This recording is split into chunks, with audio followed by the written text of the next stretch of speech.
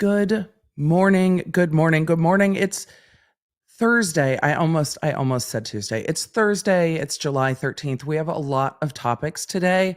So we're going to be talking a little bit about what's going on in Idaho. Is the crime scene home going to be demolitioned? Now spelled properly in the thumbnail. Thank you, Law Nerds. I will explain to you why I was doing thumbnails so late last night after drinking whiskey with our members in just a minute. So don't worry. We're going to be talking about whether or not they're demolitioning the house, what's going on in the new documents. That's just really what else the prosecutors have turned over. So that's just a real quick look at where they're at with discovery. So then we can move on.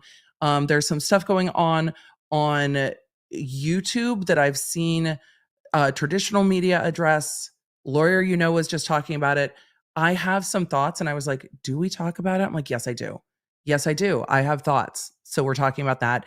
Sarah Silverman is suing Meta and OpenAI. I haven't looked at that lawsuit yet. I've been waiting to look at it together. We're going to do that. And then we're going to talk a little bit about that cease and desist-ish with Twitter versus Threads and what's going to happen with that. So all of that is in our topics today. Replay crew, you know that I love you. All of the timestamps will be down below if you want to talk about any of those particular things. We are going to get rolling, and I will tell you a little bit about how long and late night we were partying in the members only live last night because yeah.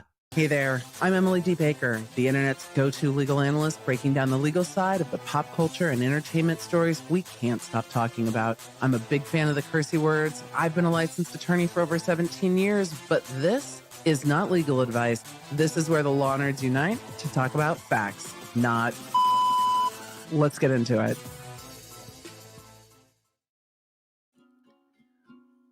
The members now know that I can't play the ukulele, but they're really glad that I actually didn't snap its neck off when I was talking about things last night, grasping the ukulele for dear life. So our members only live stream last night involved a little bit of this and a whole lot of behind the scenes of VidCon. And I didn't think it would take so long to tell the stories of VidCon, but then I forgot that it was like actually over 5 days of stuff and a lot of behind the scenes. And so we had to talk about that. And then I thought that wasn't going to take 3 hours. And so I said that we were going to do a little bit of a reaction. And so I did. I forgot that my son had this upstairs. And so I literally hollered for my husband to bring me a ukulele, and now I have an emotional support ukulele. It kind of matches the pickle, so I feel so I feel like this is something. So Curls in the chat, I'm so sorry. We are going to be talking about one topic that might be very, very triggering today, but it will be brief. And I will let you know when we start talking about autopsies. We're going to be talking about a child, and I will let you know that will be brief. So if you need to go and come back, that's fine. So let's continue. So let's continue.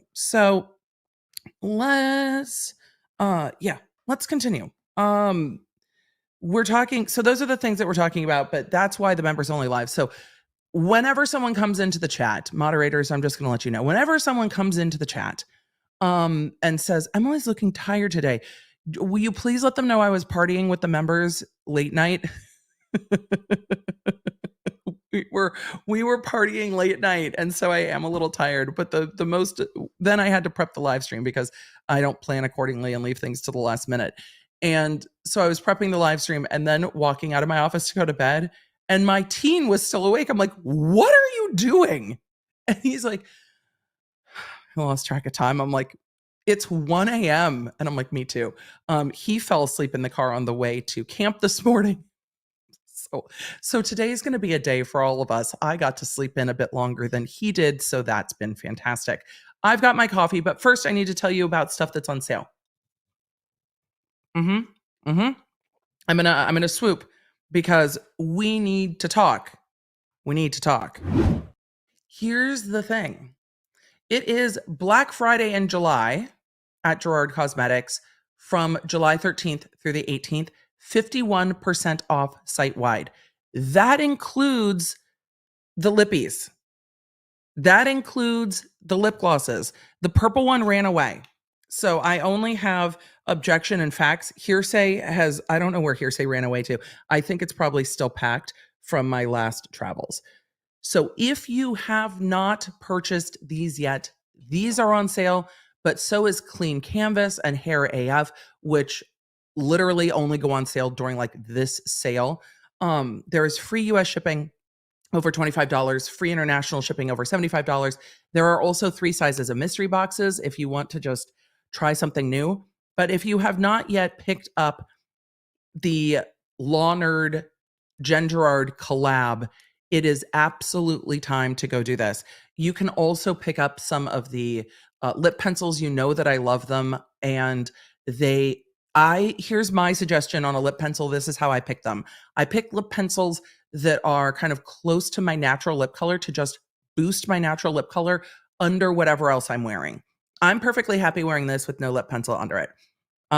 Because it works for me, and I've seen this work well on just about every skin tone you can imagine because it is sheer enough to do it. So I see Jessica Love in the chat's like, I get paid tomorrow. It goes through the 18th. We've got you. I'm not going to give you just one day. I hate that shit. I hate it when people are like, you have 3 hours. I hate it. Tony asks, how do the pencils last forever? I have worn the printing off of my pencils before I've run out of pencil. So, but they are softer. They're not super hard. So I love that because this one looks just not cute because I've completely decimated it and it needs to be sharpened. But this is Cher. I love this color. I love Bel Air. It really just depends, but I look for something that's close to my natural lip color and then will enhance it under other things that I wear. Other colors, if you're looking for the brighter color that I wear, sometime it's Rose Hill. So that is the other lip gloss. What are the things you wear most, Emily? Well, they're sitting on my desk. Cher, Rose Hill, Facts, and Objection. I also wear Hearsay quite a lot. I think it's in a purse actually in my office or in my bedroom. So Jen Gerard is a law nerd. You will see her around the chat all the time. It is a woman-owned business. There are still some of our Law Nerd box sets, and then we have a link for you down below. So all of those links, the mods will share, and then they're in the description down below. So you've got till July 18th for Black Friday in July, 51% off site-wide. Go get your lippies. Let me know on social what you get, what you choose, or let me know in the chat if you're shopping. Don't worry. I know it's not technically on topic, but if you're shopping now, because we can multitask, because law nerds, you're hydrated, you have healthy boundaries, and you can multitask. So if you're online shopping, go ahead and share what you chose to get in the chat. I would love to see it. So I hate to transition to a topic that is a little bit heavier, but let's transition to the Idaho first, and then we'll transition to talking about the internet, shall we? We're going to do Idaho first, and then we'll talk about something ancillary to that. So let's talk Idaho first, shall we? Look, somebody's got to come in and be like, wait, did Emily already talk about the thing that's in her thumbnail? Yes. We talked about it first. Sometimes we do that. So the house in Idaho, the King Road house, the 1122 King Road house, after the quadruple homicide took place, it seems from all news reports that I have seen that the owner of the house gave the house to the university, was just like, take it. So the university now owns the home. The university announced in February and then announced again in June that they were going to be demolishing that home.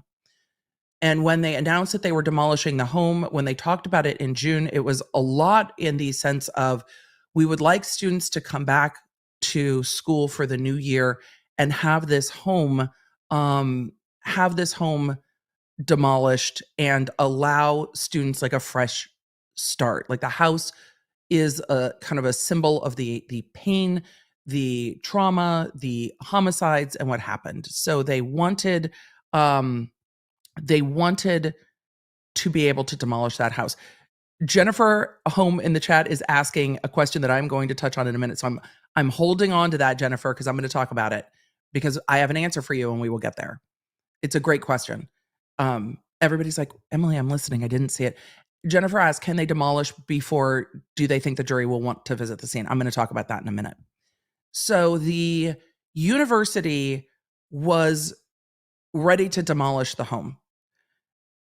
However, the Gonsalves family, through their attorney, Shannon Gray, said that they don't want the home demolished. So I have been getting my news from the Moscow Pullman Daily News, because it is a local news source. I try to go to local news sources when I'm talking about something in a locality, and try to support local papers. So that is where I've pulled these two articles from. And I'm trying to pull it up now, but now it's like trying to paywall me. Hold on. So we're going to talk about all of it. Where is the June article? All right. Let's pull this up together. Add to stream. I'm trying to. Please log in to keep reading. Oh, hold on. I tried to have it. I tried to have it logged in, but it is not working. Hold on. Why? This is very frustrating. Sorry, y'all. All right, we're gonna pull. I try to support local news, but I'm also live streaming and don't have time to log back in. So we're gonna go with I read the article yesterday, and I'm not gonna reread it to you. I'm just gonna go to the second part, and that is on July 12th. It was announced that the home will not be demolished. And here is why. It was based on the request of the victim's family. The attorneys in this case had agreed to demolish the house, and we're going to talk about that in a minute, because a lot of you were like, how do you demolish this before trial? And we're going to talk about that, because the attorneys agreed to demolish it. U of I will delay demolition of King Row House until October. I think it'll get delayed past that. The University of Idaho announced Wednesday it will delay until October the demolition of the house where 4 students were murdered. UI said in late June it planned to demolish the house at 1122 King Road before students returned for the fall semester on August 21st. And I can understand why. Family members of one of the victims, Kaylee Gonsalves, requested the house remain standing until after the trial of the alleged perpetrator, Brian Koberger, according to the family's attorney, Shannon Gray. Quote, we know that every action and decision around this horrific incident is painful and invokes emotions, the president, Scott Green, said Wednesday in a news release announcing the delay of the demolition. This is why every decision we have made thus far is with the victims, or with the families of the victims and our students in mind. We will look forward to removing this grim reminder of this tragedy. We feel holding until October is the right thing to do. Remediation of the house, which includes lead and asbestos abatement, will continue in preparation for the demolition. The house has been released by the court, and the attorneys on both sides have agreed that they do not oppose destruction of the home. It also says that the university is working to make these items available discreetly and respectfully to the families in the coming week, which is the personal items from the house, any personal items that are left of the victims. Here's what happens with a crime scene like this, though. A lot of you asked about a jury view, and we also saw on social media some emails were released with the prosecutor and the university, and the defense attorney and the university. This house has been torn up pretty much. So the house is not in substantially the same state for a jury view. Like, walls have been pulled into, floors have been ripped up, furniture has been removed. It's not in substantially similar circumstance to when the homicides happened that a jury view would even be appropriate. So the prosecutor said, we don't anticipate a jury view. The defense doesn't. The defense has done multiple walkthroughs of the house. The initial demolition of the house was paused so that the defense had access to the house. Everything that's evidence has been taken out of the house, they believe. And so other than removing some additional personal items that are able and not biohazarded, able to be removed safely, those will be done. And they took, of course, photo, video, and the rest of it with this home. But the condition's not the same. And the prosecutor also noted that there were quite a lot of chemicals put down as a part of the crime scene processing of the house. So it might not even be safe to have a jury view. So the demolition of the house will happen. It's a matter of now, when will it happen, and will they wait till after trial? I think for a lot of people and for the victim's family, they want to make sure that there's no what if factor. Like something comes up in trial that's completely out of left field, and what if we had access to the house? What if we could get there?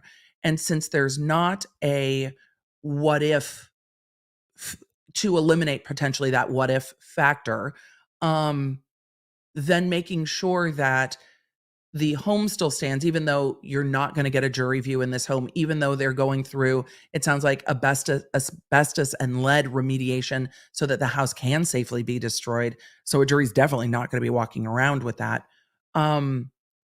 That if it stays till after trial,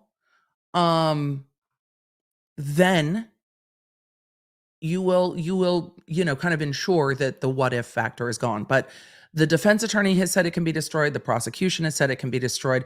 The university, it seems, is working with the victims' families.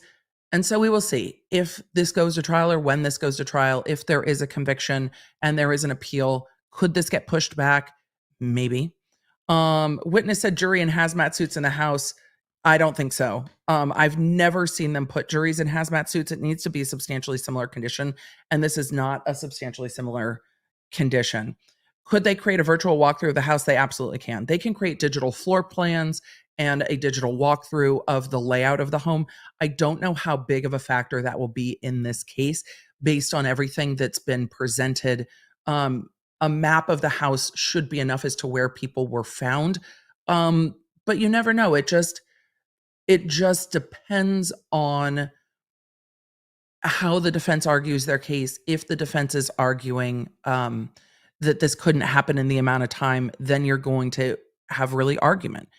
American Dreamer asked, is that destroying evidence? It's not at this point, because all the evidentiary value has been taken from the home, and the home has been released. So the attorneys have all released it. The court has released it. Law enforcement has released it. So there is nothing of evidentiary value left, according to those involved with the case. Let's see. It could help the jury. I don't even think it would be proper under the rules of evidence, because it's not the same. It's not substantially the same. The Murdaugh property had not changed. The victims had been removed. The bullet holes were still lodged in wood, but the crime scene hadn't changed. This crime scene is substantially changed because walls are torn through, floors are ripped up, and the house is it sounds like pretty laden in chemicals, so that might not even be safe for the jurors. It doesn't look the way it looked the night of this crime. Carla said, can they show crime scene footage? They absolutely can. They absolutely can show body cam footage, and if I'm sure they had a videographer go through it and record it, they can show all of that, but they don't necessarily need the jury to be in there. Also, it would it probably is a scene that you wouldn't want to walk around as a juror. It's going to be kind of visceral. Why'd they rip it up then? For their investigation. So that was ripped up as part of the investigation before it was released from law enforcement, pulling down through the subflooring and what have you, and through the walls. That was part of the investigation. Now it's being further ripped up to take out asbestos and lead, because it's been released by the crime scene, or been released by the court, so that it can happen. Corey Ann said, didn't the Murdaugh murders happen pretty much outside? Yes. And so there wasn't destruction to property in the same way, and there were still bullet holes lodged in places, and the window that was broken was still broken, so those things were still the same. So that that makes that crime scene much more similar. But you have to remember, if the crime scene's not substantially similar, it could be more prejudicial to the defendant because that's not what it looked like that night. So I understand both sides of this. It really is going to be up to the university at this point, but I also understand the family wanting to be like, can we just wait? Can we just wait till this is done? Can we just wait till this is done? I understand the feeling. I understand the almost protectiveness of like, please stop, just not yet. And I get that. And it seems like the university is willing to work with them on that. And as they should, it seems that it's being handled sensitively and that the victims' families have been heard on that. So, with the demolition of the home, it seems like that is going to wait until after the trial. They said October. The trial's right now slated early October through mid-November. I think it'll probably get pushed back at some point. I'd be surprised if it didn't. But that's what's going on with the demolition of the home. I don't really have strong feelings one way or the other. I don't think there would be a jury view, but I also understand the desire to just pause that. But I understand the university wanting to let the campus start to heal and maybe not have news media setting up upside the house, saying it's the 1-year anniversary or this or that. Maybe they just don't want that house to draw people to the community. We have 2 other documents in Idaho, one from the 11th, one from the 12th. These are both states' response to discovery. We're going to go through them pretty quickly because it's discovery. There's not a ton here for our purposes, and we're just looking at what the state now has turned over. It kind of gives us a better idea of how quickly they're moving along, right? So Steel City said house or not, crews will be at that site every day of trial. I'm probably, even if it was demoed, I would hope they would stick to the courthouse, right? One would hope. One would hope. So that home, Vicky Holt said, would anyone want to live in it? It's not even that. That there is so much biological material in that home. I don't think there's any remediation that would make that home livable. It really has to be demoed. So, state supplemental response to defendant's second motion to compel discovery. This is the defendant's second motion to compel was filed on June 15th in compliance with the court's order. Ordered June 29th, nunc pro tunc to June 27th, so they backdated it. The state respectfully submits the following specific supplemental responses. Investigative report and conclusions from cell phone analysis. The state is saying that they have responded by listing page numbers and audio video files of the information. So they're like, hey, we turned it over. This is where it is. Some of this discovery is just getting turned over, which I find to be very surprising. Like, these are audio video file names of the investigative reports and conclusion from the cell phone analysis. These got turned over on July 11th, some of them. And then there's a audio video file from May 8th. That's probably the physical dump of the phone, would be my guess. And again, it is a guess. All footage provided to forensic examiners with the FBI used to identify the make and model of the vehicle. All reports generated related to the identification of a white Elantra. All reports and communications. The state has responded by listing the various pages. So they're like, this is where that's found. Some of this got turned over after these requests were made. They got turned over towards the end of June. So all of that's now being turned over, saying, hey, here's how we got to the white Elantra. Request 17. The state has responded that they are attempting to obtain this information. This must be sealed because we don't see what the request is. Hard drive provided to the defense. Request 23. The state has responded. The state has been informed this phone interview was completed and was confirmed with the reference phone interview was not recorded. So that's, again, we don't see the request number, but we know that there was a phone interview. The phone interview itself was not recorded. I'm curious as to who that phone interview was with, but there's a report of the interview. Identity of the FBI analyst that's a member of the cellular analysis survey team that was consulted with to determine the locations of the cell phone from 11/12 to 11/13 in all caste certification records. The state has complied and just turned that over on the 11th. We're seeing a pattern here that the FBI information is the slowest information to get turned over. Is anyone shocked by that? This is my not shocked face. Tips received by law enforcement relating to the case, the state has provided. However, they are scattered in pieces throughout discovery. A complete and chronological list of all tips has not been provided. The state has complied by providing all the tips in its possession to the defense. A complete and chronological list of all tips does not exist. Isn't that interesting? I don't know how different agencies do things. And I have not worked in law enforcement. I've only been a district attorney. And there's often times where I find myself going, why wouldn't you just do it this way? But in my brain, doesn't it feel like there should be a spreadsheet? Like, are these all provided in separate police reports by whoever answered the phone? Like so-and-so called or anonymous called or whatever, and a tip this, and that. Shouldn't there just be a spreadsheet? As this is happening, they received tons and tons and tons of tips. So why wouldn't law enforcement just have a running list of tips? Wouldn't it be easier to see them all together, even if you're the lead investigator, instead of flipping through different reports going, there was a tip here, there was a tip there? That's how things get missed.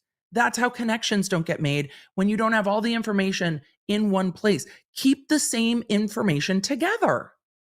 I don't understand why that's hard.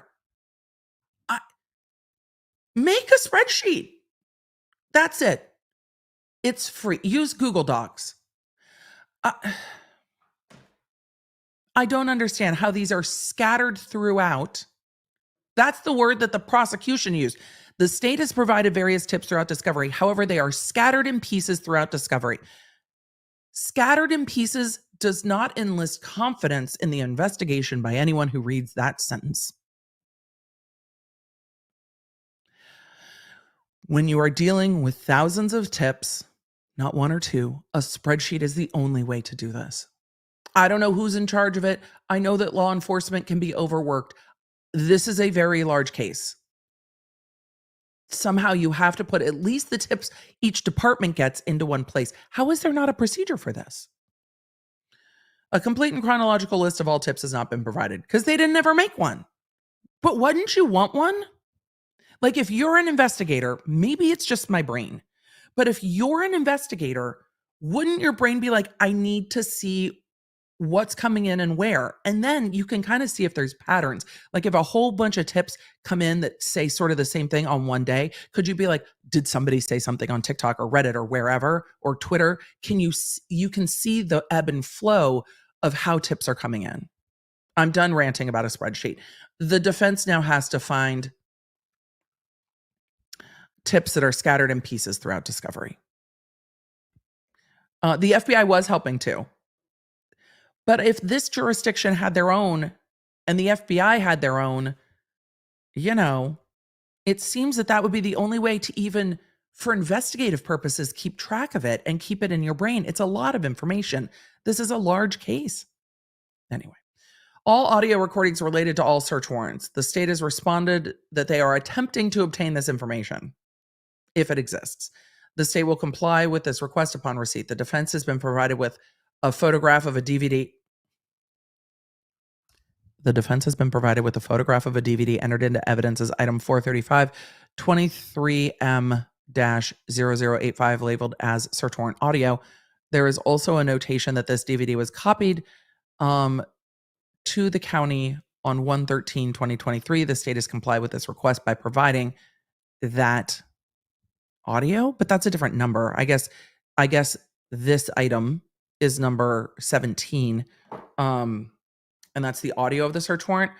I would be surprised if there's not video of the search warrant being executed. Like, I'd be really surprised if there wasn't video of the search warrant being executed. But maybe I shouldn't be. Request 164 body cam recordings, notes, photographs, all information collected at the autopsies.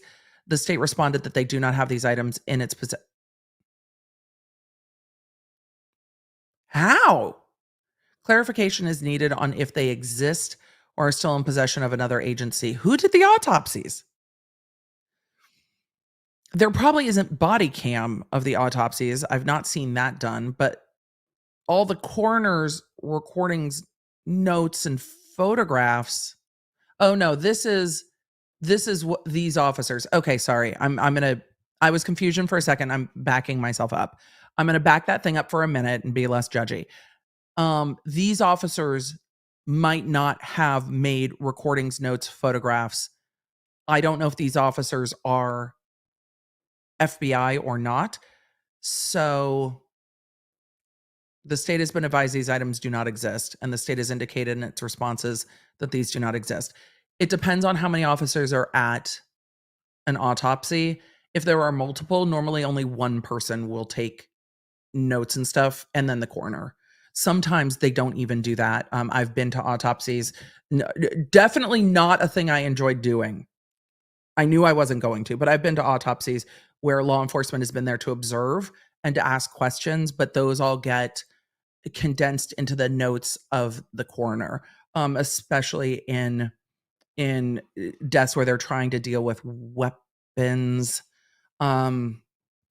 especially with like shooting rods and stuff where they're using the trajectory rods in the bodies. Law enforcement wants to be there to see those things and to ask any needed questions. Autopsies are not pleasant. For me, they were not pleasant to attend. We're going to talk more about autopsies in a minute. Second set of discovery. What would happen if the state wasn't as compliant? Well, they have to be by law. The attorneys, if they're not compliant, can lose their licenses and stuff because there are really, really stringent rules. But they can also, the court can take a number of sanctions against them, including what we've seen in Idaho before is taking away the death penalty as a discovery sanction. Like, oh, you're seeking the death penalty in this case, but you did not adequately turn over discovery. You cannot any further seek this as a capital case. The court could dismiss the case. I mean, as a stringent discovery sanction. It's very rare that would happen, and they could refile. But there's lots the state can do. The state can sanction them.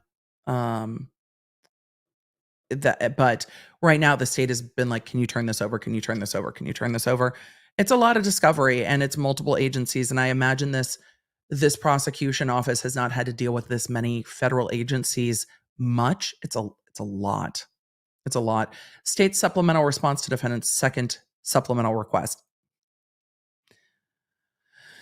The state has complied with the request and has provided the following specific responses. And this is just the state putting on the record that they have turned over the training of the officers that were required to be turned over at the hearing.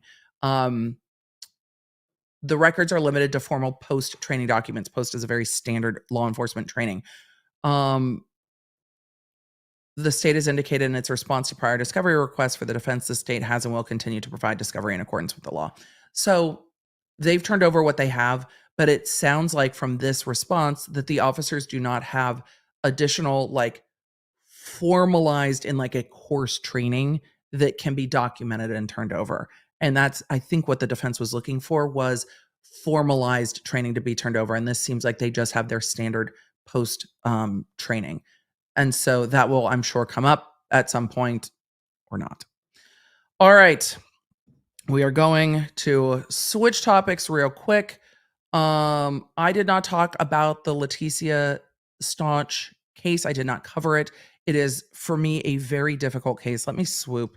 We're going to chat real quick. I did not cover it. I find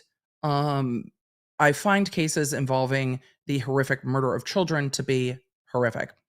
And I didn't cover that trial mostly for that reason. So what has picked up in the news media is something that I was not sure I wanted to comment on. A number of you very kindly tagged me on Twitter when this was starting to go down, and I needed a minute to process rage, to be perfectly honest. And I try, I sometimes fail, but I try not to come at things emotionally first. This, what happened here has elicited an emotional response in me. I imagine it will elicit an emotional response in you. Here's what I'm asking as we cover it is that we stick to our rules with name calling, with any wishing of harm, et cetera, et cetera. The reason I am touching on this is because it can impact the platform. Because on Tuesday, we were talking about ethical content creation because there are so many ethical content creators out there, but these kinds of things change with actions like this. So Brian Enton has covered this. I know that Lawyer You Know has covered this, and I'm going to cover it. And what I'm talking about is a content creator, and it seems like there might be more than one, but content creators who used Freedom of Information Act requests to procure the autopsy photos of the 11-year-old murder victim and then provide those to their audience. And I can only imagine that the content creators that were doing this have never attended an autopsy, particularly the autopsy of a child. This is why I didn't want to talk about this. Have not been with families who have lost anyone in this way and don't fully appreciate the devastation and damage that this can happen. When I first saw this story, I was tremendously confused as to how the photos would have even been released. Because under the rules, and Lawyer You Know breaks this down really well. I'll link his video in the description. Peter breaks it down really well about what the rules are in Florida. The autopsy photos particularly should have never been released. Autopsy reports, maybe. But the photos never should have been released. And the ethics of being a creator is when something is released to you by accident, which seems here, this is a tremendous error and a potentially career-ending error for whoever the custodian of records is to release these that should have never been released. These never should have been released. So in the error that they got released, it is on the content creator to make the ethical decision to not then put those on Patreon for anyone else to purchase. That's my opinion. Families deserve dignity. And I think there is a lot to be said about covering crimes in a way that is ethical, covering cases in a way that is moral, and a way that's not also illegal. But I can't understand how the decision gets made that if you receive something like that, and based on everything I know about this case, they are going to be horrible. To think that distributing those on the internet would ever be okay. And putting them behind a paywall is still distributing them on the internet. And even if a content creator has not had direct experience with crime, victims of crime, families who have lost loved ones to murder, going to autopsies, working within that system, even if they've not had that experience, We saw how this went with the Kobe Bryant case and the first responders that took their own photos of the crime scene and were showing them to photos. And what Vanessa Bryant said was that the fear of opening the internet one day and seeing those photos was devastating. And that is why Vanessa Bryant was awarded millions of dollars from the County of Los Angeles, because of the emotional distress caused by sharing around those photos. Do I think the same could happen here? Yes. Do I think YouTube creators have millions of dollars to pay out for infliction of emotional distress? I don't know. But that's what the County of Los Angeles was charged, because these photos could be in the hands of anyone and is clearly in the hands of people who have distributed them. And the internet is a big, broad place. So for a family that had to deal with the fact that a stepmother murdered her stepson in a horrific, absolutely horrific case, and they have gotten past the trial, they've gotten to a conviction, they are maybe at the close of this chapter where you can start to maybe try to heal from the unthinkable, and then to have to worry about these photos popping up on your timeline on social media a year from now, 2, 3, 4. It's there aren't words strong enough for how devastating and appalling that is. So Brian Etten has been reporting on this. Other media outlets have now picked it up. Why would any YouTuber think it's appropriate to post autopsy photos of a brutally murdered 11-year-old boy and then charge money for people to see the photos? I don't know.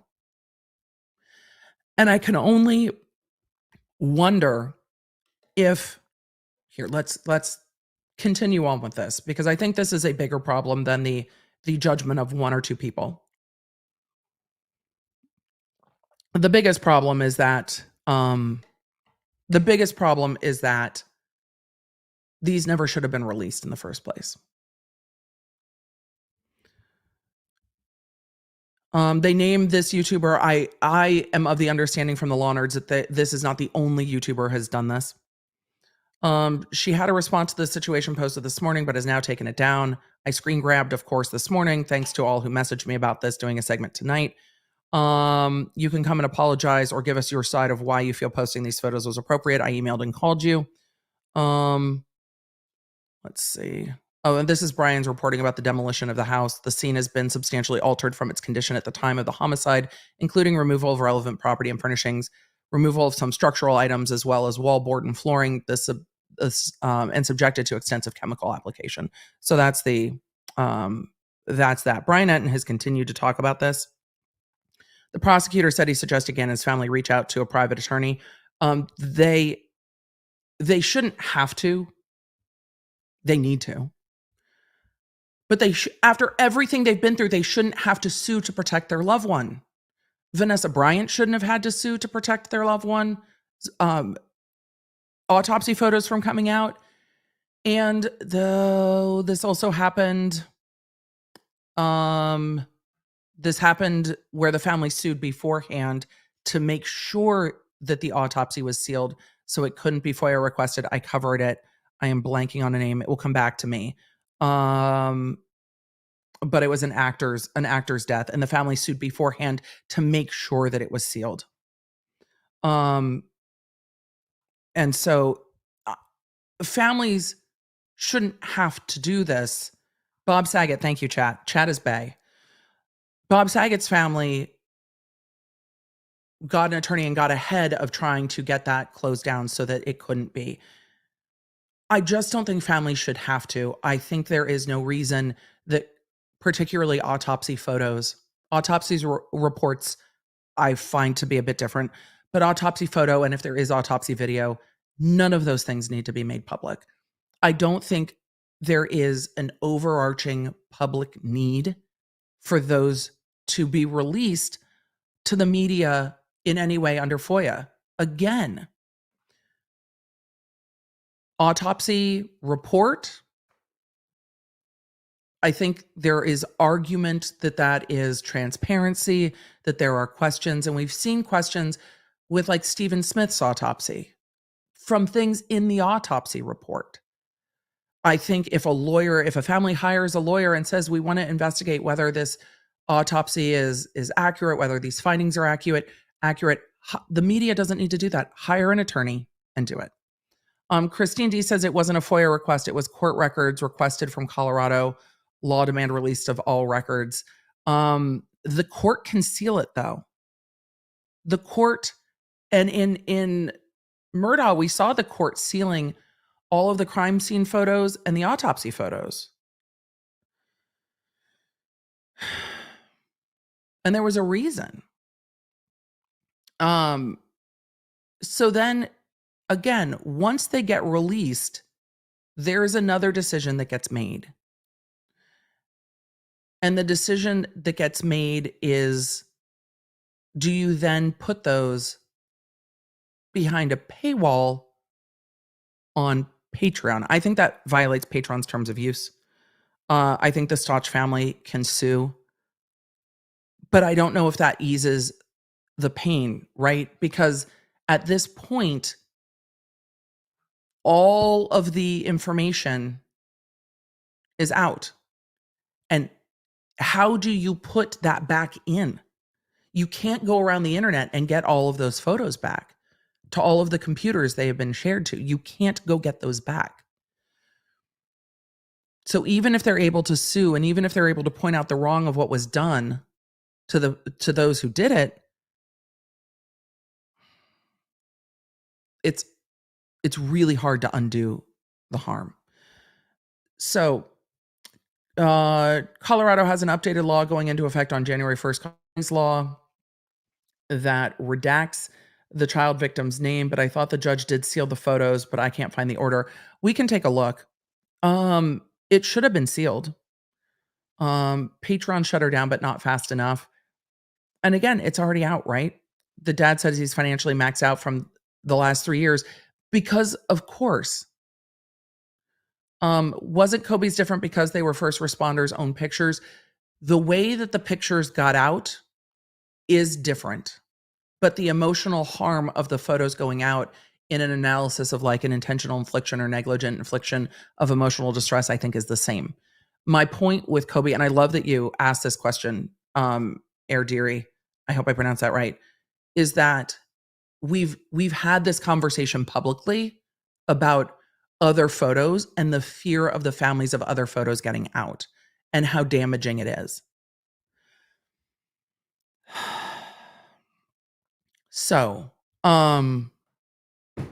let's see. I think there is an argument for IIED, but again, having a victim's family shouldn't have to spend the money to do that, right? So the autopsy was done in Florida, but the trial was in Colorado. So it depends on where the records were requested from and who released them. I'm sure the prosecutor will do what they can to find out who released these photos and see how you track it back. It just,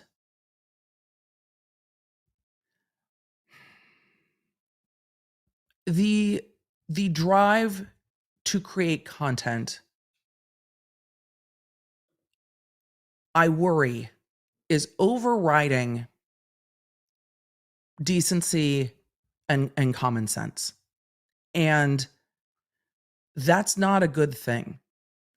And it's not just creators, but I feel that creators get held to a different standard.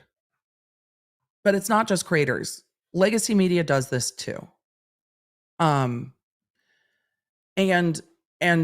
the history of legacy media exploiting people and tragedy and maybe exposing things that they shouldn't goes far back beyond creators. The thing is, when legacy media does it, you don't see people calling for like YouTube to shut down creators talking about things. And when creators do it, it hurts all creators. And it goes towards the court's argument of, see, these creators can't be trusted. And it lumps it together. Different than when the legacy media does something. Because if the legacy media, if a videographer is zooming in on a defendant after they're told not to explicitly by the court, they'll just bring in another photographer. They don't try to shut down the entirety of whatever agency's videographer did that. But when it comes to creators, and we saw this during Depp v. Heard, when it comes to creators, you see people going to YouTube, trying to get YouTube to shut down entire genres of conversation without nuance of what a creator did or did not do. I think autopsy photos on YouTube probably violate the platform's rules. I would need to check more specifically because there are some nuances for educational purposes. I don't know if this would count enough on YouTube, but we don't see backlash against legacy media the way we see backlash against creators. And so when creators make decisions like this, it is not just appalling, but it hurts the entire platform. And I think that the option that we have as consumers of media, I consume a lot of media, a lot of that on social media, a lot of that on YouTube, is to put our foot down and to call it out and say, that's the line. Didn't we talk about this line with Princess Diana? Haven't we talked about this line over and over and over and over again? And I can't imagine receiving a file that you've paid for and a FOIA request to try to get information you want to share, finding that it has all of the autopsy photos in it and choosing to then share those. I can't imagine how that decision is made.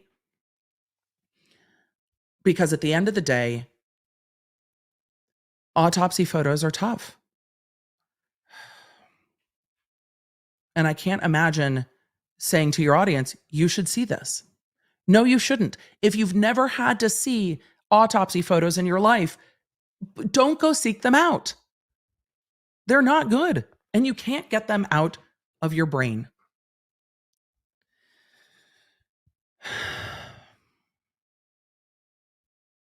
So I'm not surprised that outlets like Newsweek are picking up this story. Autopsy photos of murdered boy Gannon Stauch sold by YouTuber. A YouTuber has been condemned by a News Nation host. Brian Enton called it out. He collected his thoughts faster than I did.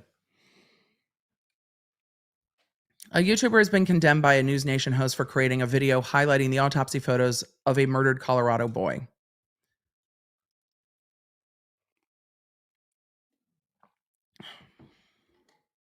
Gannon, 11, was killed by his stepmother, Leticia, in January 2020. In May of this year, she was sentenced to life imprisonment without parole on 2 counts of murder. During the trial, prosecutors said that Leticia Stauch stabbed her stepson 11 times and shot him. He died from the gunshot wound and a skull fracture. We're not going to get through the rest of the horrific details of this. News Nation host Brian Enton said that he was sensitive to individuals who took advantage of grieving families for personal gain.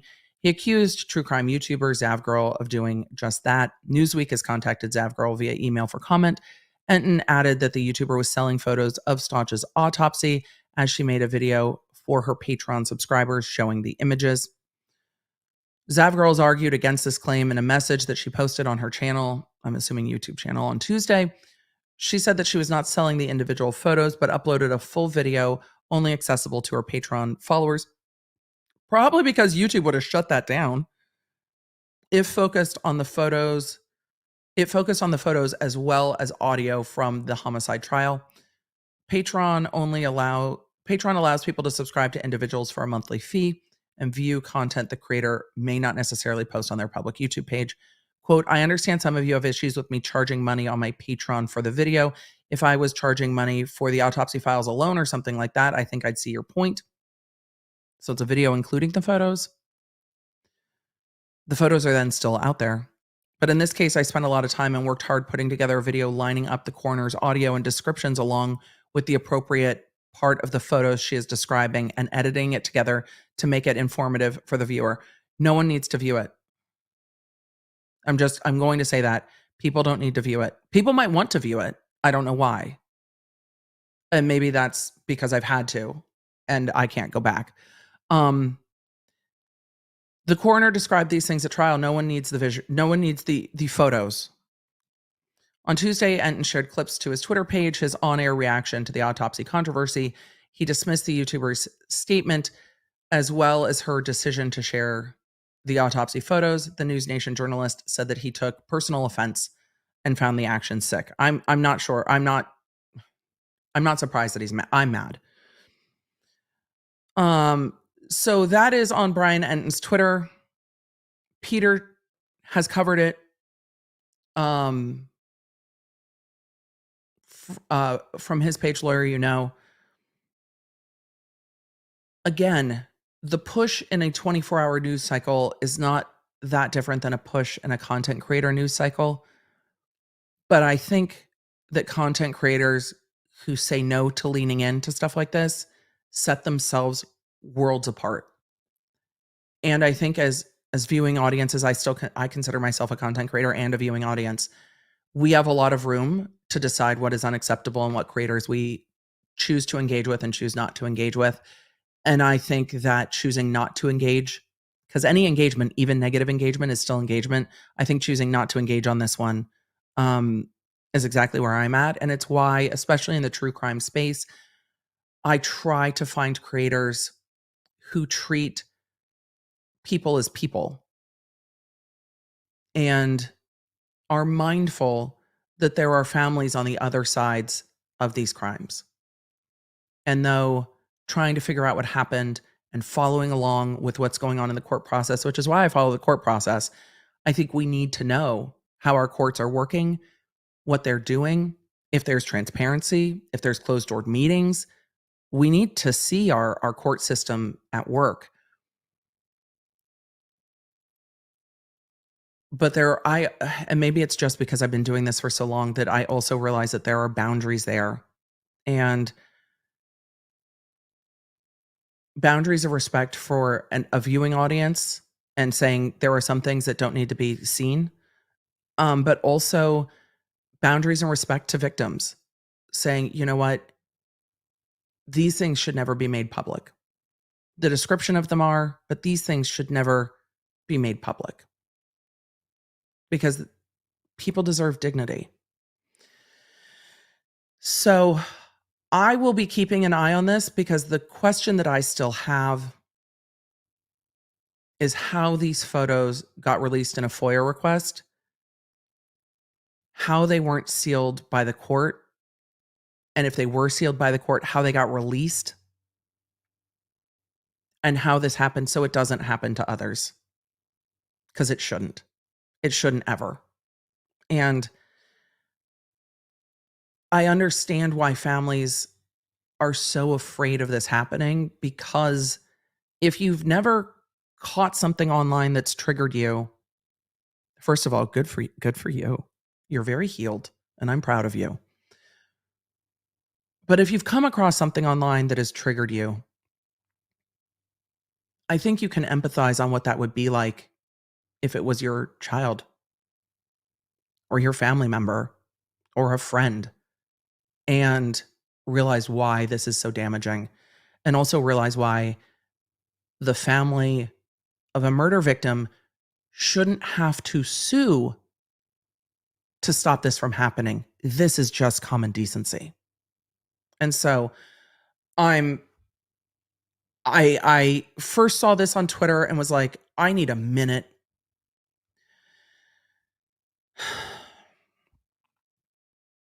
And then when I saw Brian Enton pick it up and I saw the way that Peter Tragos covered it, much better than I did, I think. I also wanted to lend my voice because there are boundaries here, and I think we as a society get to remind that these are boundaries that shouldn't be crossed. And there is room to cover stories with compassion. And I don't think it's hard when it comes to choosing not to release autopsy photos. So I have a lot of questions about how these got out.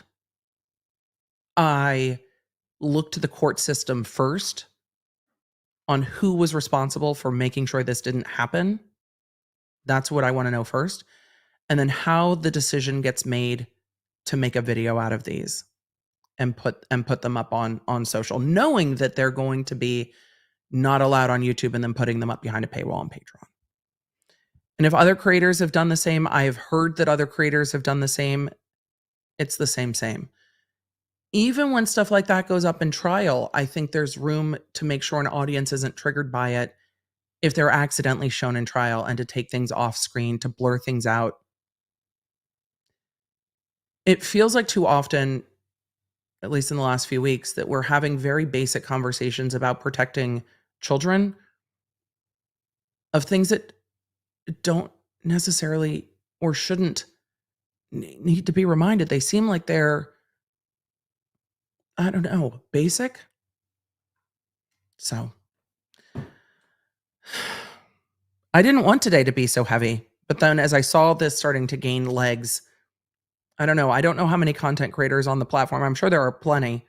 Have worked with this as closely as I've worked with this. So I wanted to lend my thought. Law nerds, I know that you are all lovely and decent people. And so I can see it in the chat that all of you are just kind of appalled. Like, why? I want to know how first. I very much do want to know how this happened. And that's the part of the story I will keep looking at. So I'm sorry for the heaviness. It needed to be discussed because, again, the YouTube platform, it's not ever going to be this person's name. It's going to be YouTuber. This is what caused the apocalypse with one of the Paul brothers. Which one? Logan? Paul? This is when YouTube as a platform gets drawn into all of this, it causes problems. And I'm looking at and then I promise I'm done. But I'm looking at these judges in Idaho particularly that are so leery of the media, all media, and want to pull back from allowing media access to the cases. Stories like this bolster those judges in, see, I'm not wrong. If you are the judge in Idaho worried about the privacy of the Koberger case, and you see a story like this come across your news feed, the exact thought is, I am absolutely right not to trust any of these fucking people. That's what that judge is thinking. This judge is thinking, this is exactly what the fuck I do not want to happen in my courtroom.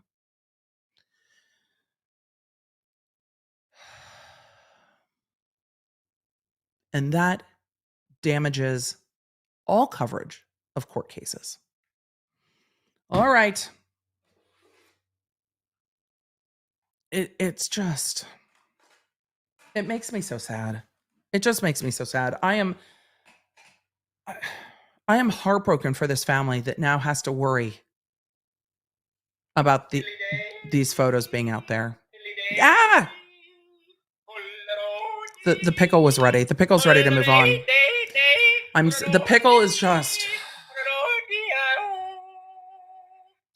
is ready to move on. I'm sorry for how heavy that was, you guys. This is the vibe. Like, seriously, what the fuck? A lot of you have said in the chat that Patreon has taken it down. I think it violates their terms of service. I think it violates YouTube's terms of service.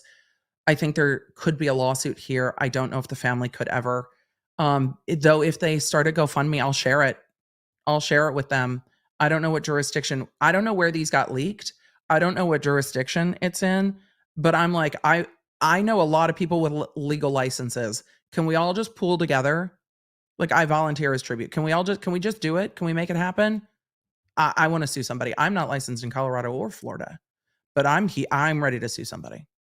Like, that's where I'm at. I'm sure there's plenty of lawyers that feel the same way. We could probably make that happen. I'm just saying. I'm going to reach out to Peter. Peter, who are we suing? Who are we suing? Can we sue people? It might make me feel better. But for the family, they just got past a horrific trial. They should be able to have this story out of the media and be able to try to piece their lives back together again. That's what they should have. They should have the peace that they can find. I'm down to never, and that is a choice. I mean, yep. And I think I think if you guys see others that are sharing it, it's okay to be like that. I'm not here for that. I hope her Patreon, I've heard that Patreon has already taken it down, her page, as they should. Yes, LawTube, do this picture. I mean, I think we can find a lawyer somewhere that would be ready to do it. We just need to know how the photos got out. So thank you for everyone that brought the story to my attention, who said, how can someone do this? How is this legal? The big questions are, how did this get out? And then how do you make that decision? And then we'll go from there. I'm going to keep following it. I don't know if I'll talk about it again, but I'm going to keep following it because I really do want to know how these photos got out. They shouldn't have. They shouldn't have at all. Absolutely shouldn't have. And to any state that doesn't have laws protecting victims' families, that require victims' families to make a motion to seal, I think it's room for improvement for sure. Peter Tragos in his video over at Lawyer You Know's YouTube channel talked about the very specific laws Florida has in place for this. And I think there's probably room for conversations for other states as well. And conversations we'll keep having. So I'm bothered by that story. Truly, truly bothered. So we're gonna talk about AI. And again, once things are on the internet, AI can access it. Let's talk about how fucking horrific that is. Jesus, today was supposed to be light. What happened? These should be easy laws to pass too, right? Protecting victim dignity. It shouldn't be hard. It shouldn't be hard. And I think there's balance between what the public needs to know and what can be protected. I think there's room for that. Why did my computer hold on. I don't even know if it's still, my computer just like went into sleep mode. Hopefully you didn't see that happen. I hope that we see some distinction between transparency and room where some transparency. Autopsy reports are police reports. Photos and crime scene photos, I don't think they need to be released to the public. Not all of them. And that's the problem, is that there needs to be nuance. Amber said Sheehan got a RICO charge. I saw that. I saw the headlines. I've not had a chance to walk into it or look into it. What comment did I see about walking in? This one. When the things I was reading in my brain all conflated together, hubby just walked in and asked if I went to bed last night. The Emily voice when he went to bed and still now. No, we didn't sleep. We did not sleep, hubby. We partied all night and then got up to do it again. Today has felt like less of a party. It feels more like a like, can we all have a conversation and just agree to some basic things? So I saw that Gannon's father was on News Nation. I have not watched it yet. Brian Enton has shared all of that, so you can go to his Twitter to find that, or I'm sure it's on News Nation's own YouTube channel. Are we ready to talk about Sarah Silverman? Are we ready? Are we ready? Let's do it. Sarah in the chat was saying, I've never seen Brian so fired up. It's one of those things that just, there's no other way around it. I'm not surprised Brian was fired up. I will go watch all of his reporting after today's stream. I didn't want to get any more mad because my words don't word right when I'm really angry. I don't, when I'm like angry and frustrated, I don't express myself well. My brain just absolutely shuts down and is like, "Rah!" And so I try to moderate that down before I talk about stories that really do make me mad. And this really does make me mad. All right. Let's talk about Sarah Silverman bringing a copyright suit against OpenAI and Meta and see if we need to be more mad. I mean, it's not going to be the same kind of mad. Do we also need to be mad? What else do we need to be mad about today? That's what it is. What are we mad at, friends? What are we mad about? This is coming from Law 360. Stand-up comedian Sarah Silverman and a duo of authors have slapped artificial intelligence makers OpenAI and Meta platforms with copyright suits in California federal court over their AI products ChatGPT and Llama. Is that what Meta's calling their AI chat? Llama? Okay. Adding to a flurry of recent infringement litigation over AI's use of protected works. OpenAI's in a lot of law. I need a fucking spreadsheet. The amount of OpenAI litigation right now, because we've got OpenAI being sued for defamation, and we have a bunch of these infringement lawsuits. I just wonder how they keep going, right? How do you keep going when there are this many suits? And this is always going to be the way with new technology, but what is happening here? Silverman and the two published American authors, Christopher Golden and Richard Kadri, I'm not familiar with those authors, filed separate proposed class actions against two companies Friday in the Northern District of California, arguing that the content of their copyrighted books were ingested and used to train. That sounds very graphic. Law and Lumber's like, who are we suing? We're Avengers Assemble. We're suing people. I'm joking. I'm being facetious. I'm just angry. And in the lawyer brain, I can say things like, we're suing people instead of being like, I want to fight. I'm big mad. Were ingested. Their books were ingested. Cassie, thank you for the super chat. Said, please, I need you to make a heat activated coffee mug that says it wasn't me. And when it's hot, maybe with the tea, it reveals it was ChatGPT. It wasn't me. I mean, we'll go with the shaggy defense with it wasn't me. It was ChatGPT. That's hilarious. I will see what I can do about heat activated mugs, but I love the it wasn't me. It was ChatGPT. We can definitely do something with that. Thank you for the suggestion. It's really, really funny. It's just fantastic. So Rob, go to Brian Enton's Twitter about the YouTuber that released the autopsy photos of a 11-year-old that they got in a request that I still can't figure out how those photos were ever released by the agency they were requested from. Or the court. I've heard they were FOIA requested. I've heard they were court requested, but they should have been sealed. Anyway, we're not going back. We're going forward. ChatGPT and Llama. It's a drama llama, apparently.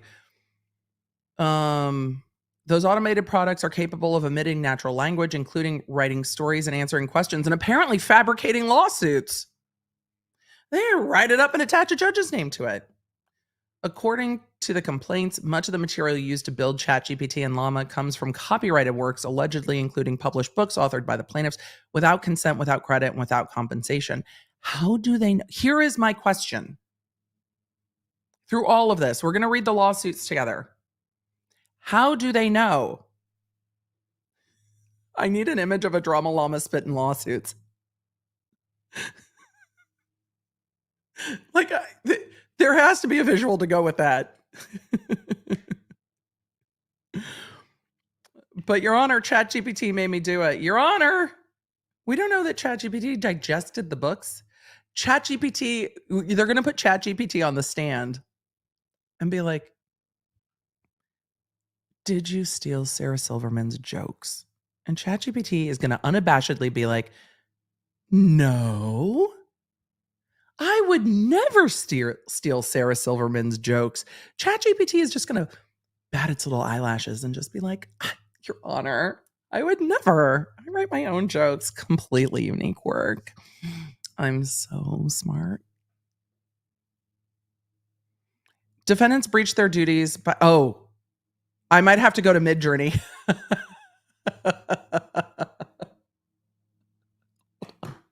Where's my pen? I'm absolutely going to Midjourney the prompt drama llama spitting lawsuits. I'm going to do that after. The members only got to see my AI generated image from VidCon last night. I might make it my social media profile picture.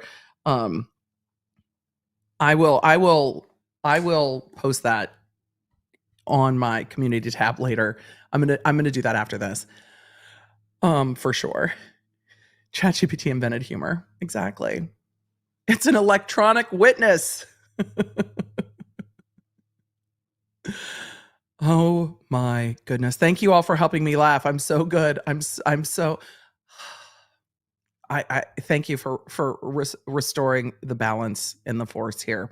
Defendants breached their duties by negligently, carelessly, and recklessly collecting, maintaining, and controlling plaintiffs' and class members' infringed works, and engineering, designing, maintaining, and controlling systems which are trained on plaintiffs' and class members' infringed work. If you ask ChatGPT to tell you a story, could you be like, hey, ChatGPT, tell me a story where, could you like make it write fanfic? Tell me a story where it's this ending instead of that ending.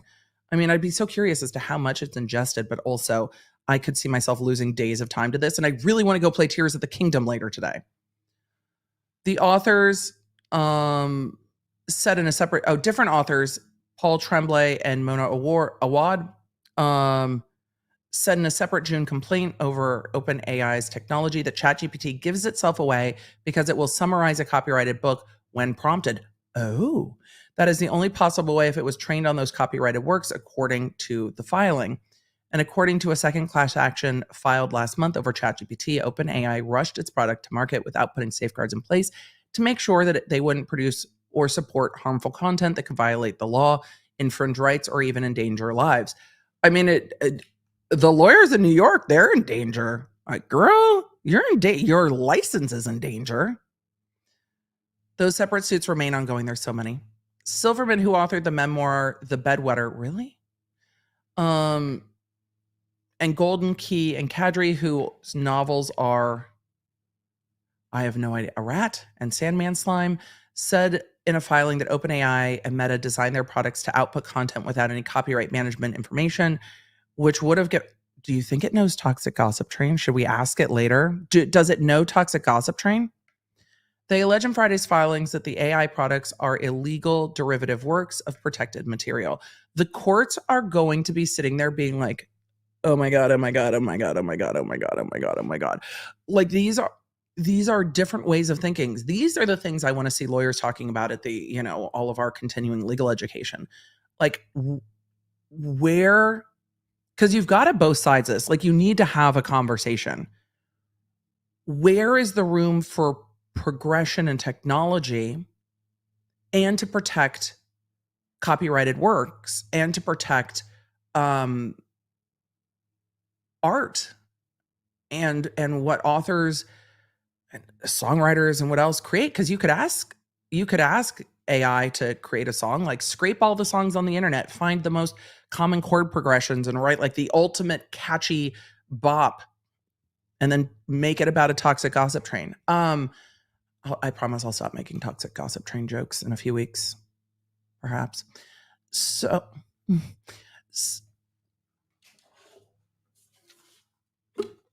but I might not, because, well, the internet's a really weird place to be right now. Okay, let's get back to AI. Jordan said this is a big thing for SAG-AFTRA. This right? This is something they're going to have to deal with. Where is the line for the use of AI and how do we protect the works of artists? Exactly. Has SAG-AFTRA gone on strike? Did yesterday, today? Are they striking? Is today the day?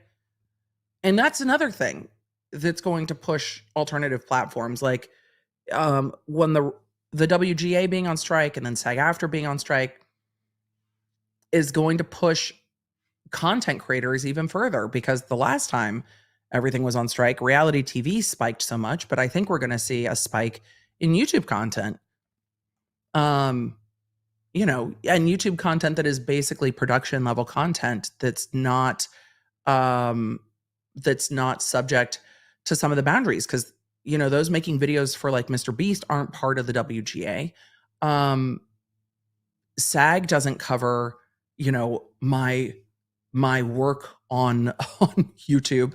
So then there's also where this is a whole nother conversation, but where those boundaries and where those things cover each other. And I need to check back in on the David Dobrik lawsuit, because they were basically making movies without any of the safety precautions, which is why they're able to do it cheaper than Hollywood can do it, because they don't have to apply all the rules. And whether that's right or wrong, we're going to have a conversation about another day. Right now, we're going to look at Sarah Silverman's lawsuit. Right? Right. Okay, let's do that. All right. Complaint, class action, demand for jury trial. This is the one against Meta. I want to look at the one against OpenAI. Just because I want to know how they know that OpenAI did it, and I'm more familiar with OpenAI. Oh, that's a lot. Look at how many. Let's just behold the lawyer work here of how many different corporations own OpenAI or are part of OpenAI. OpenAI, a Delaware nonprofit; OpenAI LP, a Delaware limited partnership; OpenAI OpCo LLC, Delaware LLC; OpenAI GP, OpenAI Startup Fund, OpenAI Startup Fund 1, OpenAI Startup Fund Management. That they have dispersed things to make these lawsuits a little easier, I would suspect. Plaintiffs Sarah Silverman, Christopher Golden, Richard Kadri, on behalf of themselves and all others similarly situated, sue all the companies I just named before. Overview: ChatGPT is a software created, maintained, and sold by OpenAI. ChatGPT is powered by two AI software programs called ChatGPT 3.5 and GPT 3.5 and GPT-4, also known as large language models. Not legal research engines, large language models. Rather than being programmed in the traditional way, a large language model is quote unquote trained by copying massive amount of text and extracting expressive information from it. The body of text is called the training data set. Once a large language model has copied and ingested the training data set, ingested just sounds so visceral, doesn't it? It's able to emit convincingly naturalistic text outputs in response to user prompts. A large language model's output, therefore, is entirely and uniquely reliant on the material in its training dataset. Every time it assembles a text output, the model relies on information it extracted from the training dataset. Plaintiffs and class members are author of books. Plaintiffs and class members have registered copyrights of the books published. They did not consent to their copyrighted works being used as training materials. Indeed, when ChatGPT is prompted, ChatGPT generates summaries of plaintiffs' copyrighted works, something only possible if ChatGPT was trained on plaintiffs' copyrighted works. Hold on. What's Sarah Silverman's book's name again? We're going to just try it. Now I'm curious. Let's see. I didn't know if I would have to put my password in, so I wanted to make sure I logged in first. Where is my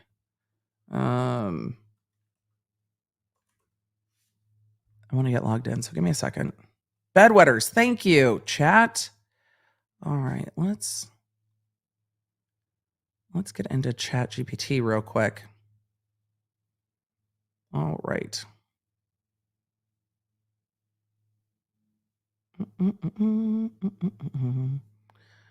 All right.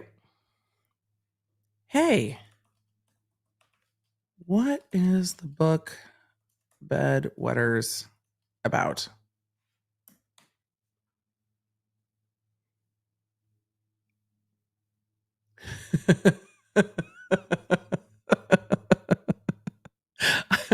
I'm sorry, but I couldn't find any specific information about a book titled Bedwetters in my training data up until September 2021. It's possible that book was released after my knowledge cut off. It's also possible that they deleted it when they got sued. Oh boy. Okay, what are the other books complained of in this lawsuit? Hold on. Did the article tell us the names of the other books? Yes, they did. Oh, The Bedwetter. Sorry. Okay, let's try again. I did it wrong. It's The Bedwetter. The Bedwetter, period. We got to be more specific. Thank you, chat. What is the book about? Thank you, chat. We fixed it. Well, didn't they just prove their point by saying bedwetters in my training data? Doesn't that prove the point that this is in the training data? The Bedwetter, Stories of Court. The Bedwetter, Stories of Courage, Redemption, and Pee is a memoir written by comedian Sarah Silverman. It was published in 2010. In the book, Silverman reflects on her life, childhood, and struggles with bedwetting, a condition she dealt with until her teen years. The book offers a mix of personal anecdotes, humorous stories, and introspective moments, exploring themes such as shame, vulnerability, and identity. Silverman's writing style combines her trademark wit with heartfelt and candid storytelling, making The Bedwetter a blend of humor and introspection. However, this sounds like the summary of the book that you would get off of a PR release. This sounds like yes, chat, it sounds like the publishing blurb. It absolutely does. That doesn't sound like it read the book. Wait, have you read it?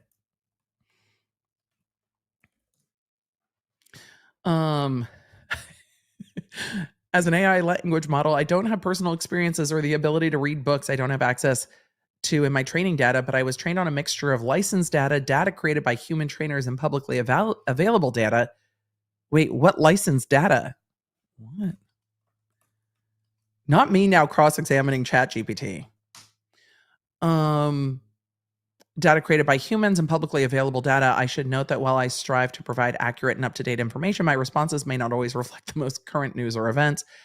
By licensed data, I mean textual information and data that has been legally obtained and used in the training and language models of ChatGPT. OpenAI and the organization behind ChatGPT has partnerships and agreements in place with various content providers, publications, and data sources.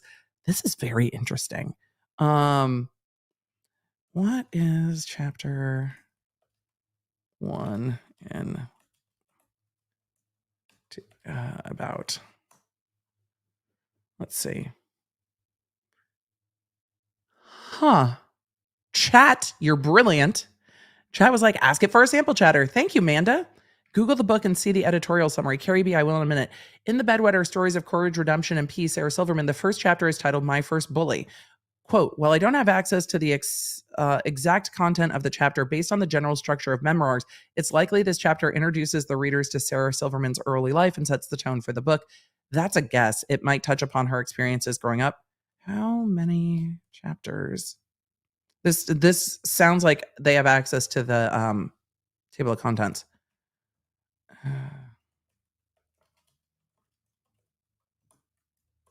How many chapters is The Bedwetter? It doesn't seem like it has 27 chapter. Each chapter explores different aspects of Silverman's life, including her childhood, family, and career. The chapters vary in length and cover a range of topics. Okay. My question remains, how do they know? Ask for a summary synopsis. Okay, Christine.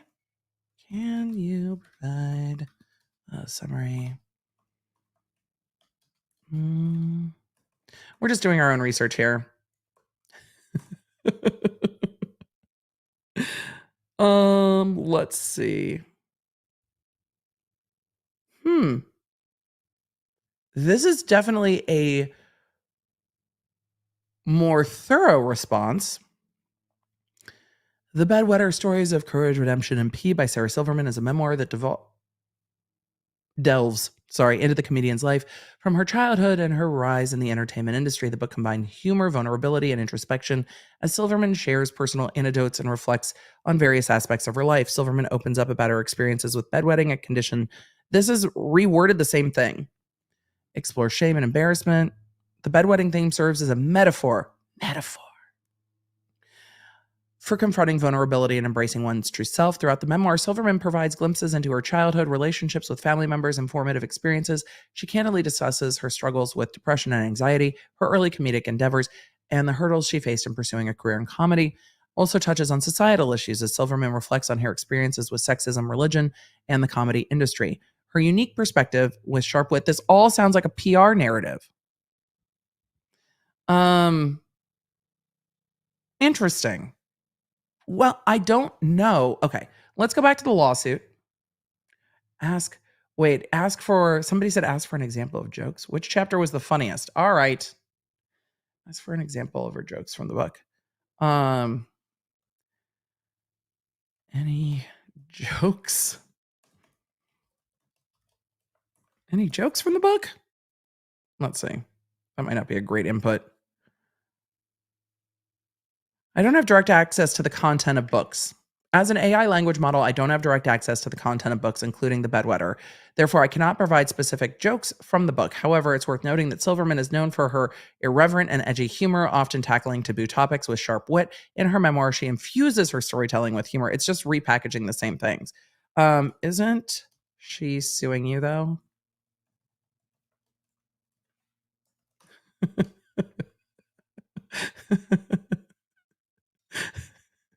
I apologize for any confusion, but as an AI language model, I don't have the ability to engage in legal proceeding or be directly involved in lawsuits. So you think. The actions and decisions regarding legal matters are handled by individuals or organizations concerned. My purpose is to provide information and assist with the inquiries to the best of my abilities. If you have further questions or need assistance, feel free to ask. Your name comes up a lot in these lawsuits, though.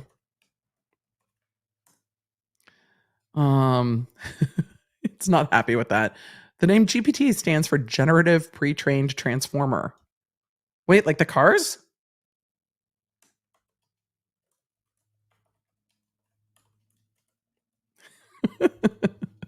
Okay, I promise I'm done with ChatGPT. I promise. I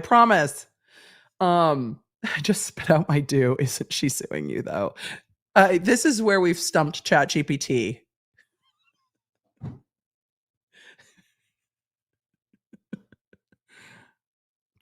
Your sense of humor is lacking. No, the term transformer used in the context of AI does not refer to the popular toy line. Oh, it does get it. Or movie featuring shape-shifting robots.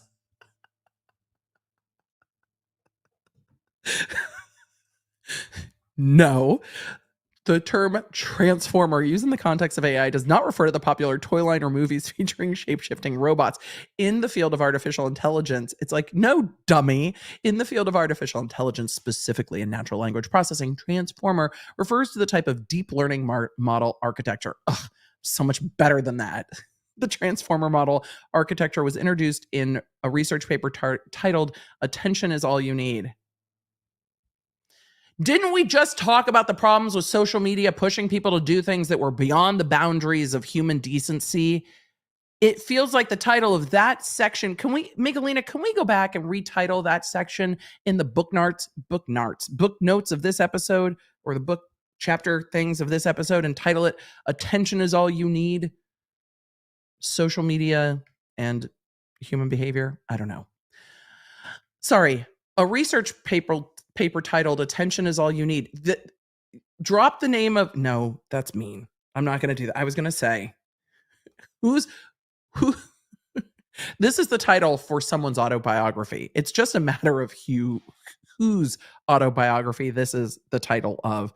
I had like 5 people come to mind that I watch on social media with the attention is all you need. Sorry. Okay. I need to read this. Wait.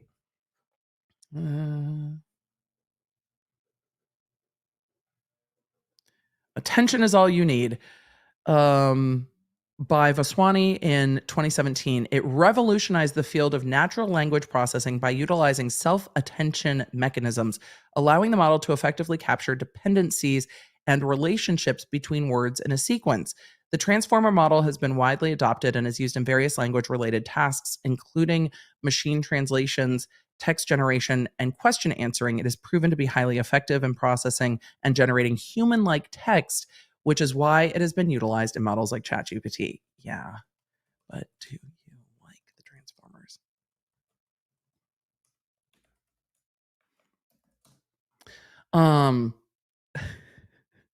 I don't have personal preferences or opinions. I don't have the ability to like or dislike things like movies or toys. My purpose is to provide information and assist with inquiries.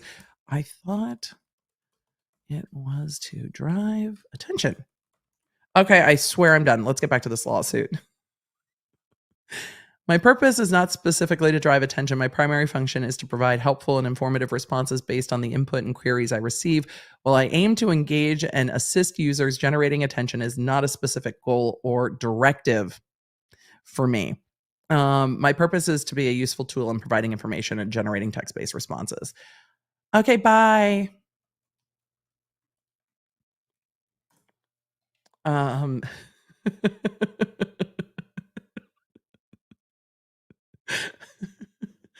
Oh, ChatGPT. Okay. So ChatGPT is like reiterating what sounds like PR blurbs from the book. Let's go back to the lawsuit and see how they're saying that ChatGPT actually ingested the book. Because now I want to know how. Like, I want to know how. Keep going. This is fun. I promise we'll do another evening with ChatGPT. I promise. I promise. I know, book nards. I'm not gonna ask it about me. I think it's trained on models of the internet that probably don't have much information about me, hopefully. Balls because we can. Okay. Jurisdiction and venue, we'll come back to another day. Parties. Sarah Silverman wrote The Bedwetter. Christopher Golden wrote Ararat, I think. Ararat. I apologies. The book contains the copyright and management information customarily included. Sandman Slim. Defendants are OpenAI and all of its derivative companies. Factual allegations. This I just want to know how. How do you okay, go to Amazon, Sunflowers and Sass. You're right. Let's go look. The Bedwetter.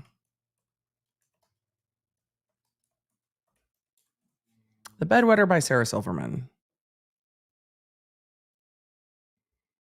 I wanted to make sure I wasn't logged into.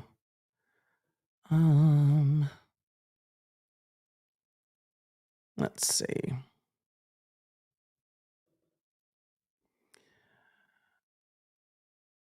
The Bedwetter. From the outrageously filthy and oddly innocent comedian and star of the powerful 2015 film I Smile Back, Sarah Silverman comes a memoir, her first book that is at once shockingly personal, surprisingly poignant, and still pee in your pants funny. In this collection of humorous essays, Silverman tells tales of growing up Jewish in New Hampshire, losing her virginity, learning to curse at 3 years old. That's a story I'm interested in. And being a bedwetter until she was old enough to drive. And in a surprisingly poignant piece, she recounts the accidental death of her infant brother. That's the trauma I didn't see coming. What? Of course, in her loopy, taboo-breaking way, she always manages somehow to leave you laughing, but then you'd expect nothing less from the woman who sang to her boyfriend on national television that she was fucking Matt Damon. That was really funny. If you like Sarah Silverman's TV show, The Sarah Silverman Project, or memoirs such as Chelsea Handler's Are You There, Vodka, It's Me, Chelsea, and Artie Lang's Too Fat to Fish, you'll love The Bedwetter. Very different from what ChatGPT has to say. I wonder what the back cover says or what the PR releases say, but very different than what ChatGPT had to say in that. So I want to know how these lawyers are going to tell me how we know that the book was read by ChatGPT. OpenAI creates, well, they transform, don't they? OpenAI creates and sells artificial intelligence software products. Artificial intelligence is commonly abbreviated to AI. AI software is designed to algorithmically simulate human reasoning or inference, often using statistical methods. It also writes its own case law. So, certain AI products created and sold by OpenAI are known as large language models, a LLM for short. It's also a type of degree, is an AI software designed to parse and emit natural language through a large language model as a software program. It is not created in the way most software programs are. LLMs are trained by copying massive amounts of text from various sources. That's the training data set. Much of the material in OpenAI's training data set comes from copyrighted works. How do we know this? Just tell me how we know this, including books written by plaintiffs. How do we know this? Or are we suing to get to discovery to prove that we know this? How do we know this? Authors, including plaintiffs, publish books with certain copyright management information. That information includes the title, ISBN number, copyright number, author's name, copyright holder's name, terms and conditions of use. Most commonly, this information is found on the back of the book's title and is customarily included in all books.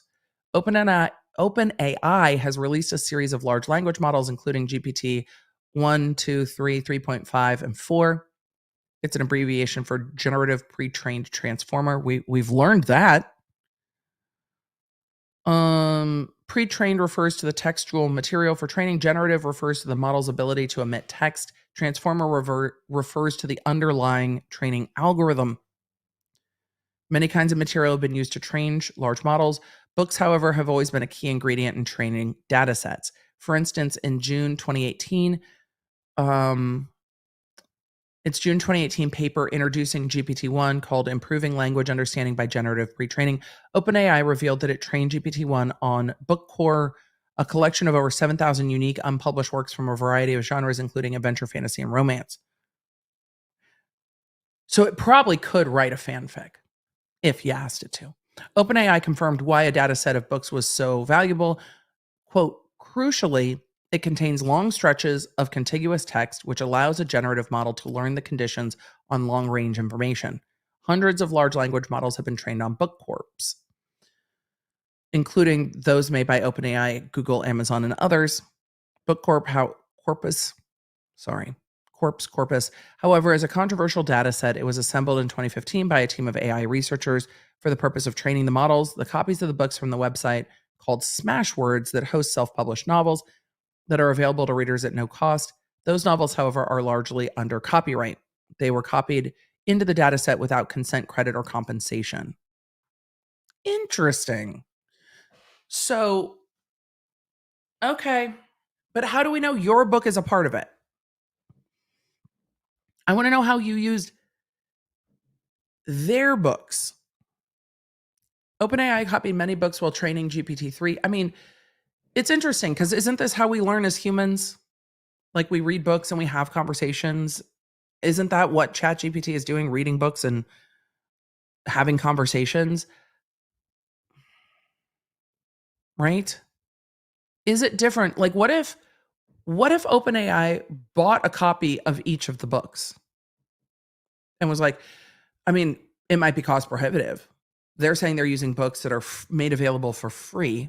And if those books are truly made available for free, this is arguendo. Is it different if ChatGPT is reading it than if I'm reading it or you're reading it? How is it different? Like if OpenAI bought a copy of Sarah Silverman's book and had OpenAI read the book, whatever that looks like when you're a computer program, read the book, is that different? I'm just curious. So, and it's not that I disagree with copyright holders wanting these questions answered. I agree with copyright holders wanting these questions answered. And a lawsuit might be the only way to get these questions answered. All of you in the chat are like, does it have a library card? Couldn't ChatGPT theoretically have a library card to every library that has digitally available books in the entire world and read them? Couldn't that happen? And if so, where are the boundaries of copyright? If you check out a book from the library and learn something from it, you're allowed to then have that knowledge. So, I'm just curious how this is going to go. Like, I understand why it's happening, but I'm actually really curious. I'm really, really curious about this. Okay. Girlie Jones says you don't sell your knowledge. I do. I bought a whole bunch of books in law school and paid for an education. And I can do legal commentary because of all the things I've read and all the books I've learned. Or learned the books I've learned, the books I've learned from. I do sell my knowledge. Don't all of us sell our knowledge? I mean, we don't directly copy it, but like I know what a tort is because I read it in my torts book. And I can explain it to you. So I love this conversation. By the way, law nerds, I love the conversation. I'm here for the conversation. It's why I wanted to cover this. It's not knowledge, though. It's using an algorithm to regurgitate it, which is a very fair point, Lori. But is it adding its experience? Because the chatting with it is supposed to train it. Is it adding its experience from the other chats? I don't know. I don't know. Does Amazon offer a sample of the book? It does. And is ChatGPT adding its experience in chat? What about Kindles? Kids write book reports for a grade, true? It's just very interesting. When does knowledge become art or humor? I don't know. I don't know. So I have a lot of questions. But the FTC won't let me be. The FTC might have thoughts about all of this at the end of the day. Liddy's like, we nurses do it all the time. You learn in nursing. I mean, in a lot of medicine, it's like you see one, you do one, you teach one. It's like we learn, we teach. And I think these are all good questions. Does copyright protect from open AI getting a library card for ChatGPT and being like, well, we checked all these books out and read them? I don't know. Library users are usually tax-paying citizens. OpenAI, under the laws of the land, especially in Delaware, is considered a tax-paying citizen. The company is. So they have paid for access to the library. And AI is not a citizen or human, but the company is considered a corporate person. There's a reason in US law the languaging is corporate personhood. The conversation about corporate personhood is a whole other conversation for another day. But it's interesting. Do you pay for ChatGPT? There are paid and free elements of ChatGPT. What I'm using is free. And this is why I love that we're getting to talk about this with like 7,000 people at once, because y'all are amazing. But I have so many questions. So many questions. OpenAI also copied many books while training GPT-3. In the July 2020 paper,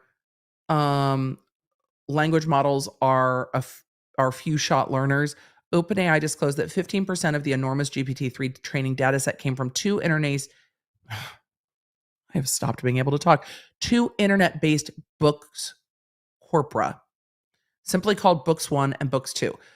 So it's interesting that they are saying, hey, we know, based on what OpenAI, the company, has said, we know that they're using books because they're telling us that they're using books. I want to know how they know they're using these books. Tellingly, OpenAI has never revealed what books are a part of the book set, but though there are some clues. Tell me. OpenAI admitted these are internet-based books corpora. Books 1 and 2 appear much larger than book corpus. Based on the numbers given in OpenAI's paper about GPT-3, these lawyers did a lot of research. Like, these are the lawyers that know way too much now about ChatGPT, and I'm here for it because now we all get to learn together.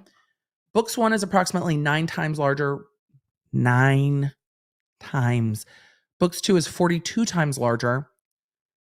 Since book corpus contained about 7,000 titles, this suggests books 1 would have about 63,000 titles. Books 2 would contain about 294,000 titles.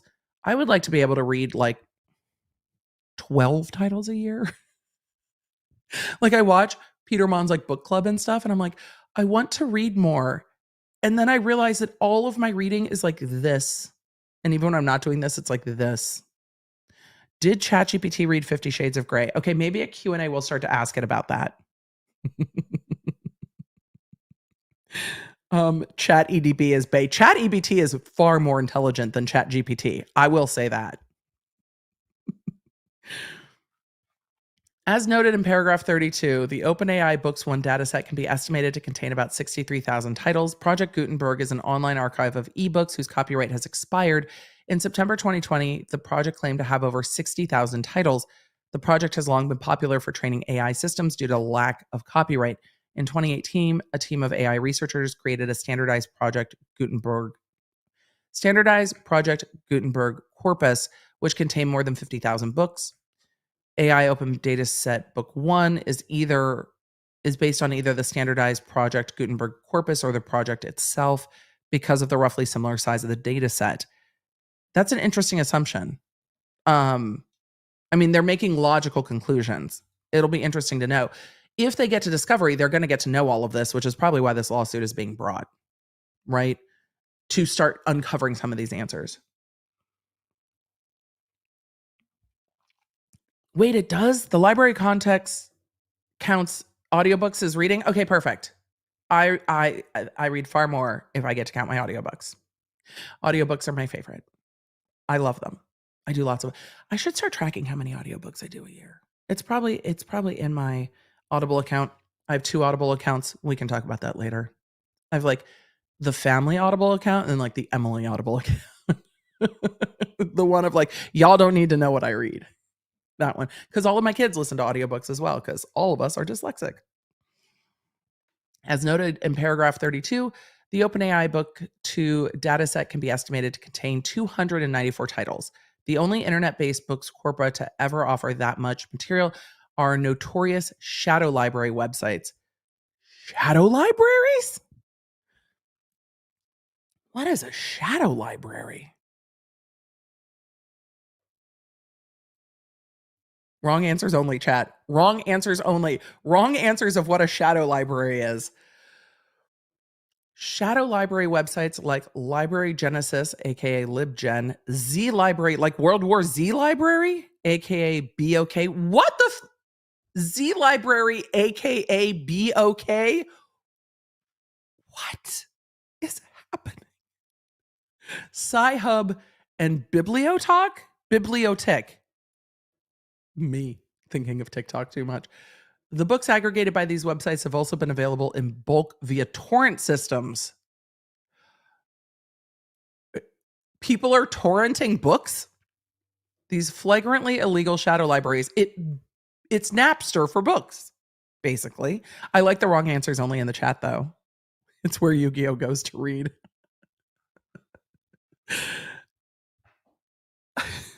I love, oh my God, I want to be a shadow librarian, Miss C. Fantastic. I love it so much. I didn't realize they are torrenting books the way you would torrent music, right? This is LimeWire or Napster for books. These flagrantly illegal shadow libraries have long been interesting to the AI training community. An AI training dataset published in December 2020 called Books 3 includes a recreation of the Bibliothek collection that contains nearly 200,000 books. On Information and Belief, the Book 2 dataset includes books copied from shadow libraries because these are the most sources of trainable books in similar size to Books 2. Wow, wow, wow.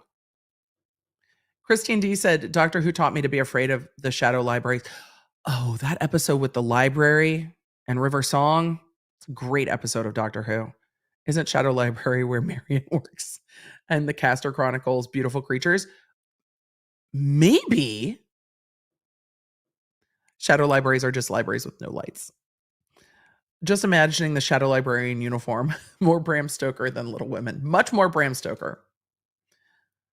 In March 2023, OpenAI's paper introducing GPT-4 contained no information about the dataset at all, claimed that, quote, given both the competitive landscape and the safety implications, this report contains no further details about dataset construction.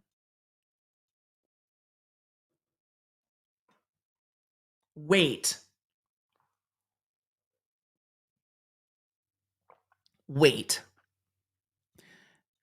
Given the competitive landscape and safety implications? What safety implications?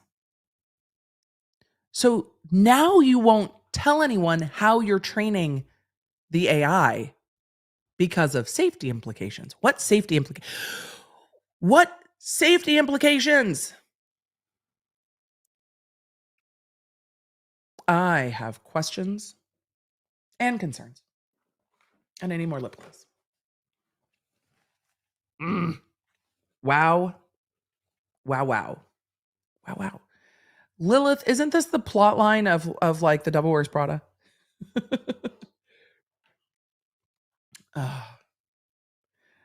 Does this translate to we don't want to get sued? It might translate to we don't want to give you any more information because we've learned now that you will use it to sue us. It might be. There's safety to not be sued. It might.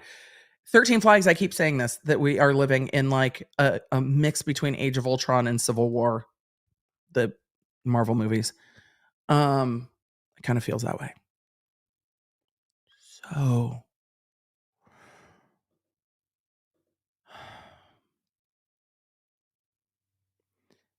in March 2023, OpenAI's paper introducing GPT-4 contained no information about the dataset at all. Given both the competitive landscape and safety implications, this report contains no further details about dataset. Later in the paper, OpenAI concedes it did filter out our dataset to specifically reduce the quantity of inappropriate erotic text content. Erotic text is not harmful, ChatGPT. Stop judging OpenAI. God. Spicy book talk would be ashamed of you, OpenAI. However, if you are grabbing large data sets of books available on the internet for free, I imagine a lot of it is spicy. So I know, what a prude, right? So it did read 50 Shades. It must have. Now we need to, we've now reached in GPT-4, they're filtering out erotic text. We now need to know. Which book of the 50 Shades of Grey series is the best? I mean, the answer is none of them. There's way better erotic literature out there, but we're going to just go with this. Opinions about which book in the 50 Shades of Grey series can vary depending on individual preference. The series, written by E.L. James, consists of 3 books. Some readers might enjoy the first book for its introduction of the characters and their initial encounters, while others may find the second or third book more engaging as the story develops further. It ultimately depends. Nobody liked the movie. Chad, I apologize if any of you liked the movie. It ultimately depends on what aspects of the series resonate with each reader. If you're interested in exploring the series, you might consider starting with the first book and continuing based on your personal enjoyment. To you, the books. Me not being able to spell. As an AI, I don't have personal opinion. Can you summarize the series?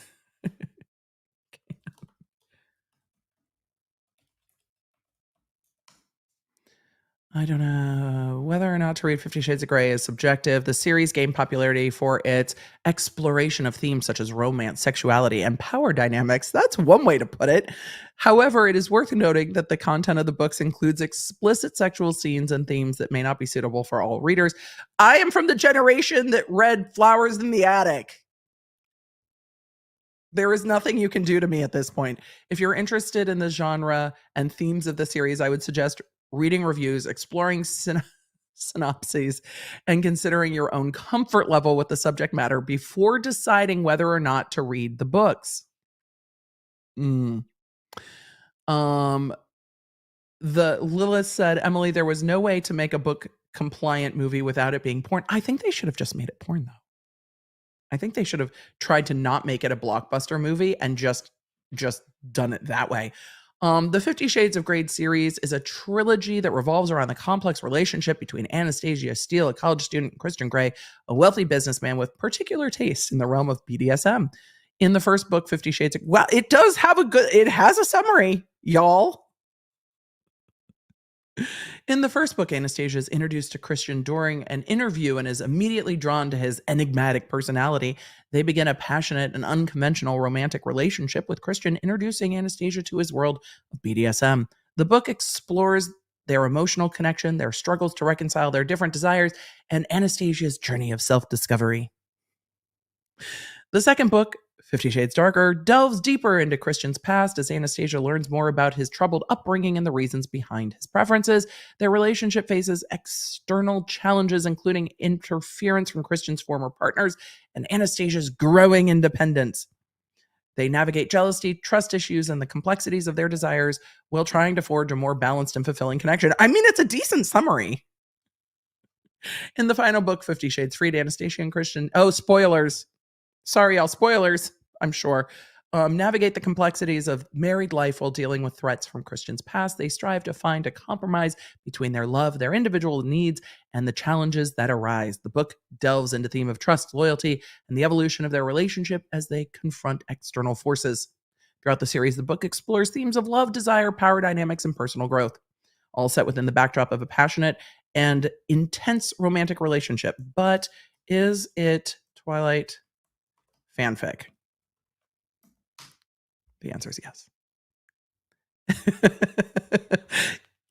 how much ChatGPT knows. Look at this. Look at this.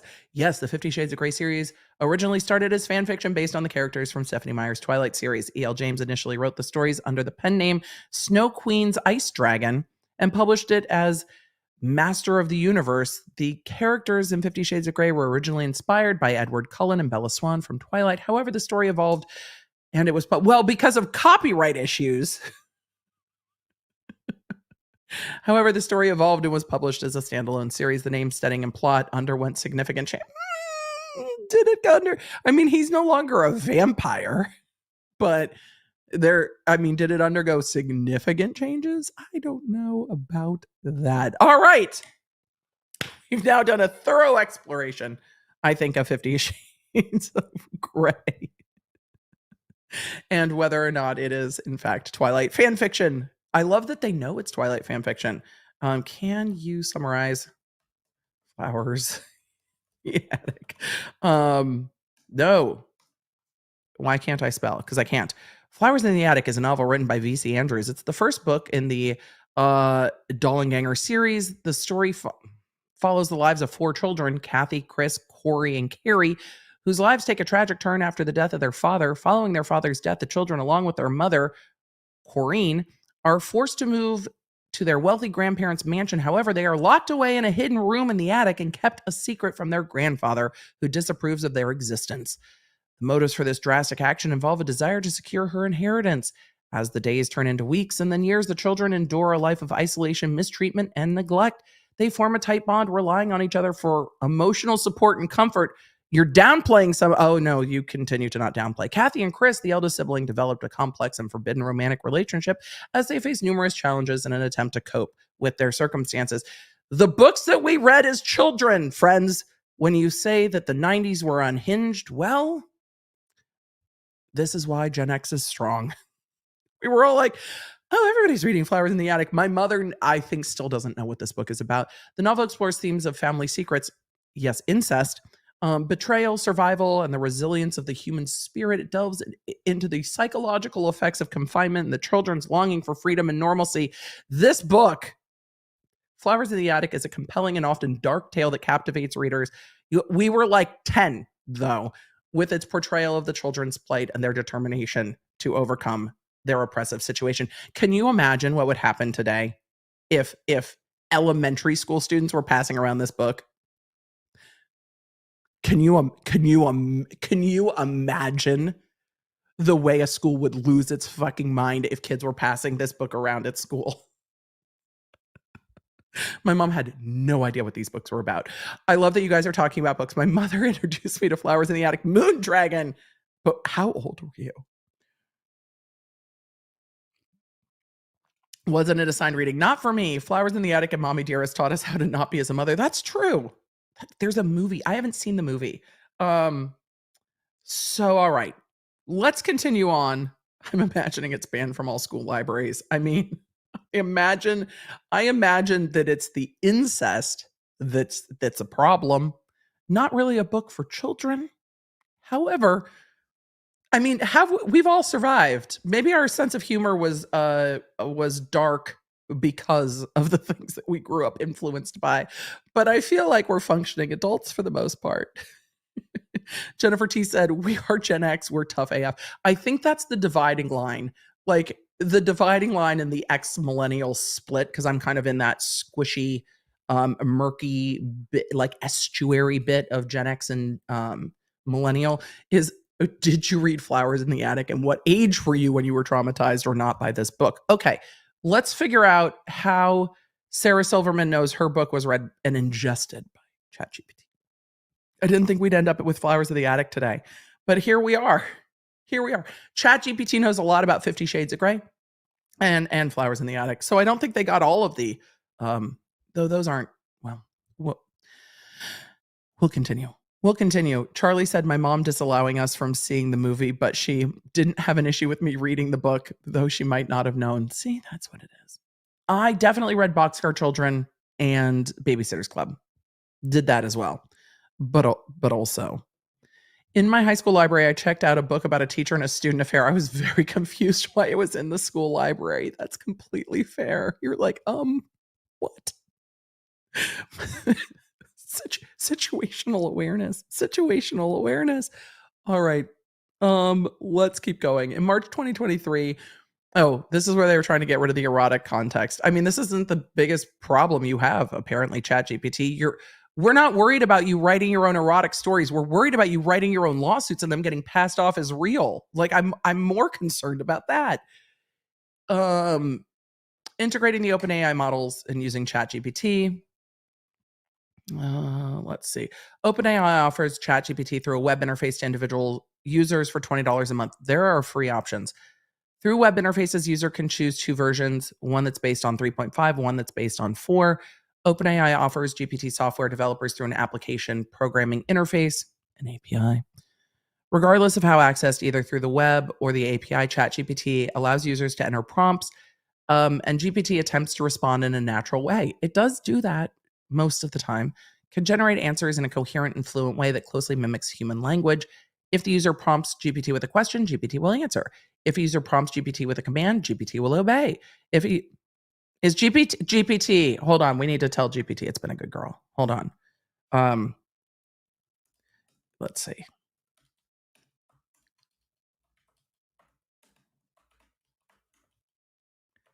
We didn't give GPT the praise after chatting.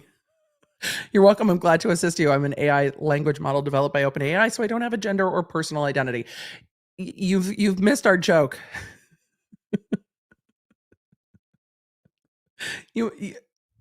We forgive you, ChatGPT. If a user prompts ChatGPT, sorry, we got to the, if you give ChatGPT a command, ChatGPT will obey. I apologize where my brain went. It's been a morning. If a user prompts ChatGPT to summarize a copyrighted book, it will do so.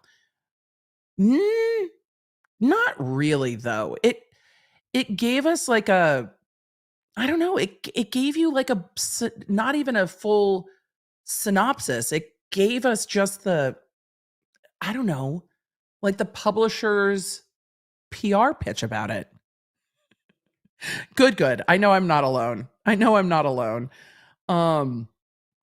Let's see. On information and belief, the reason ChatGPT can accurately summarize a certain copyrighted book is because that book was copied by OpenAI and ingested into the OpenAI language model.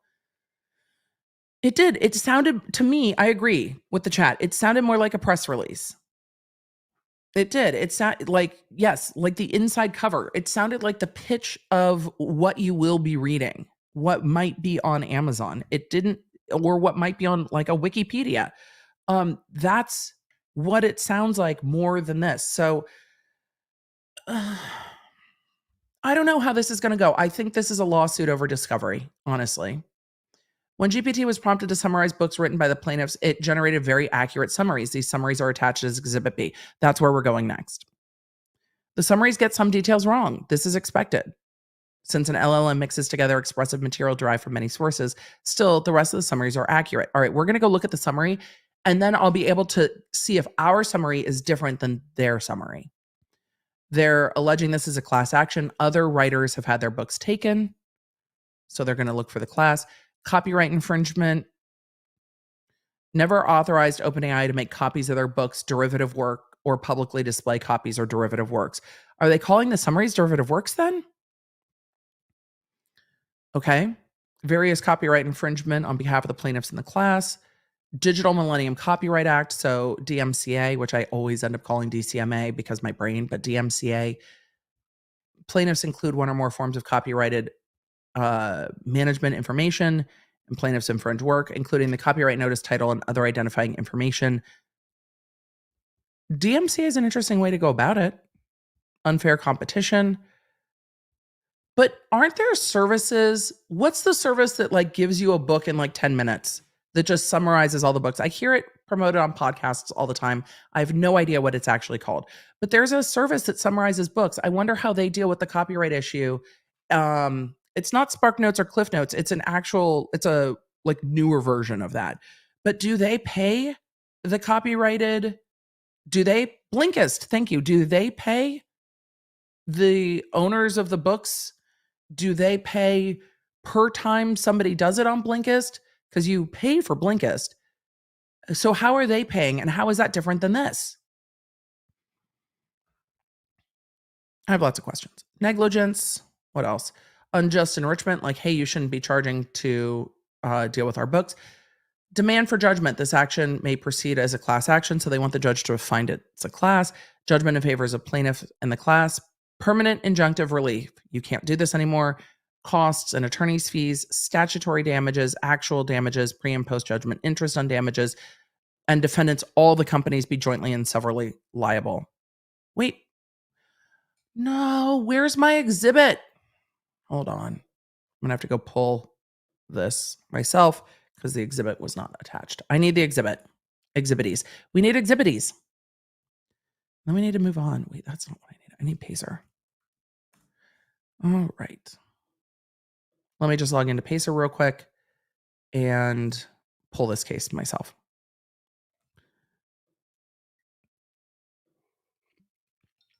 Because I had just grabbed it. We need research music. I had just grabbed it from Law 360.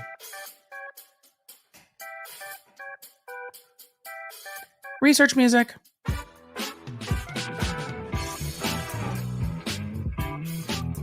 All right. Those are not the case number.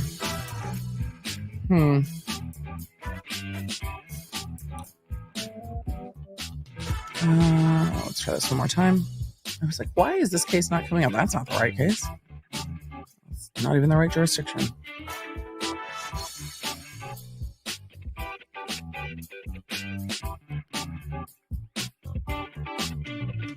There it is. All right. Is this the wrong one? That's versus Meta. This is the wrong one. Hold on. Let me find.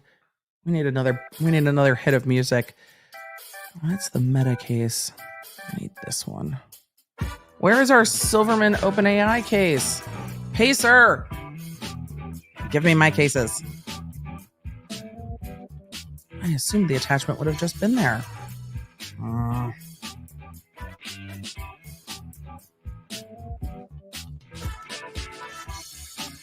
This is not pulling by case number. There it is. All right. My little research attorney heart was like, that took too long. I wanted to do that much faster. But Pacer is like, fuck you. We're not doing it any faster. All right. Pacer is like, okay, But fuck yourself. I'm not pulling this up. I'm going to give it a second to sort itself out. Did OpenAI tell you not to work for me today? Because you're not listening, Pacer. We've got some questions about it. This is not pulling up at all. The Meta case was pulling up, but not the OpenAI case.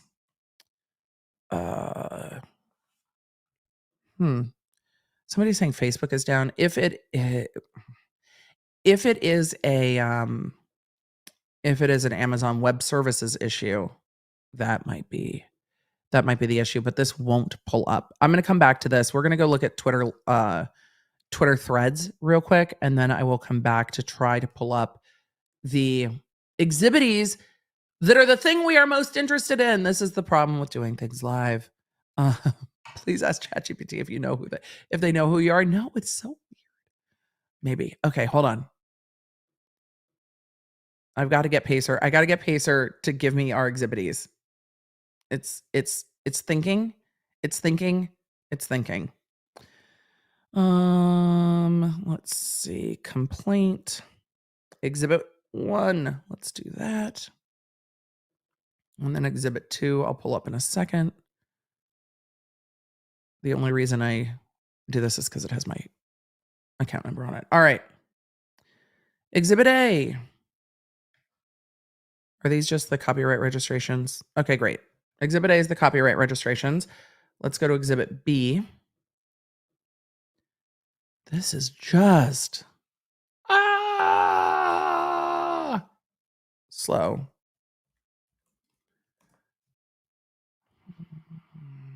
Exhibit B. Where is exhibit B? Exhibit B is what we need. Exhibit B. No. The amount of time this is taking is embarrassing at this point. Pacer, we're live streaming. I need you to be on like my timeline with this, please. All right. Exhibit B. Yay. Summarize in detail the first part of The Bedwetter by Sarah Silverman.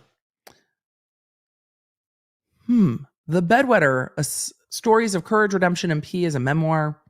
The book is divided into various chapters. The first part of the book largely details Silverman's childhood and formative years, which were rife with several notable incidents that shaped her life and career. Born in 1970, Silverman grew up in Bedford, New Hampshire, in a Jewish family. Her dad, Donald Silverman, owned a clothing store, while her mom, Beth Ann, was a photographer and a theater enthusiast. Silverman had 3 sisters, one of whom is a rabbi, and her upbringing is in a somewhat unconventional family, influenced her sense of humor and perspective on life.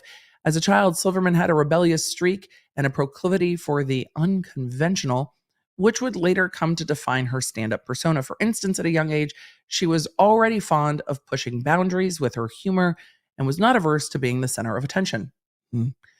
One of the key topics in the first part of the memoir was her struggle with urenesis, or bedwetting, which extended into her teenage years.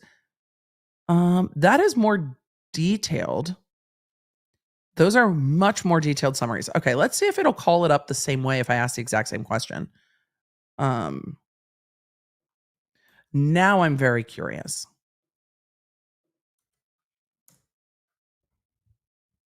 Let's see what it pulls up.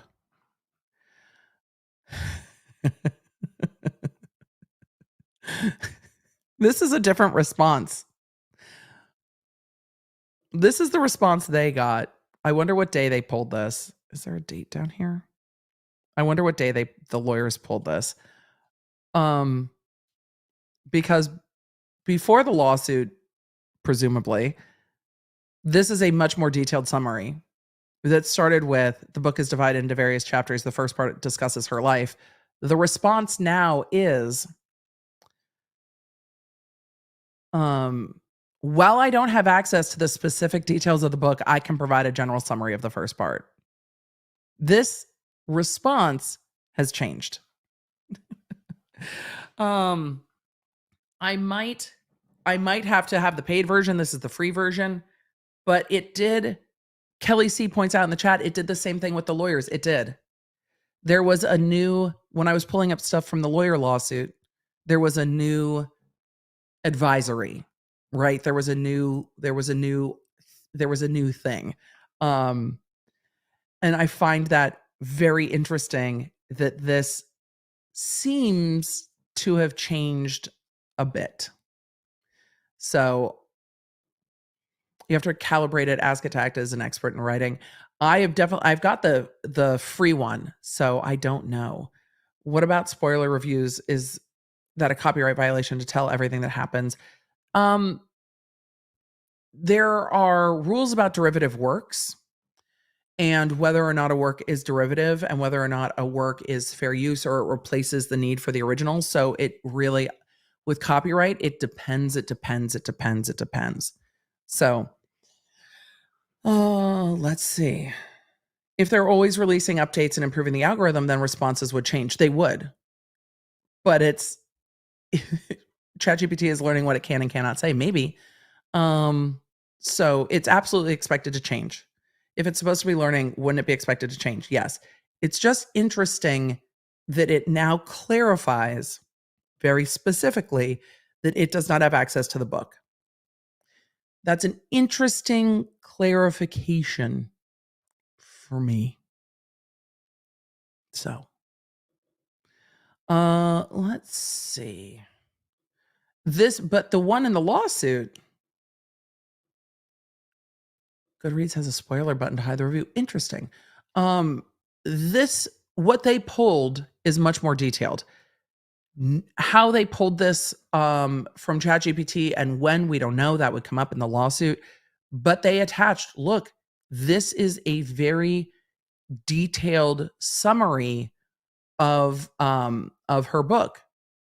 In her personal life, Silverman shares details of her relationship with fellow comedian and actor Jimmy Kimmel. She discusses their dynamic, the love they had for each other, as well as the pressures and challenges of maintaining a relationship in the spotlight.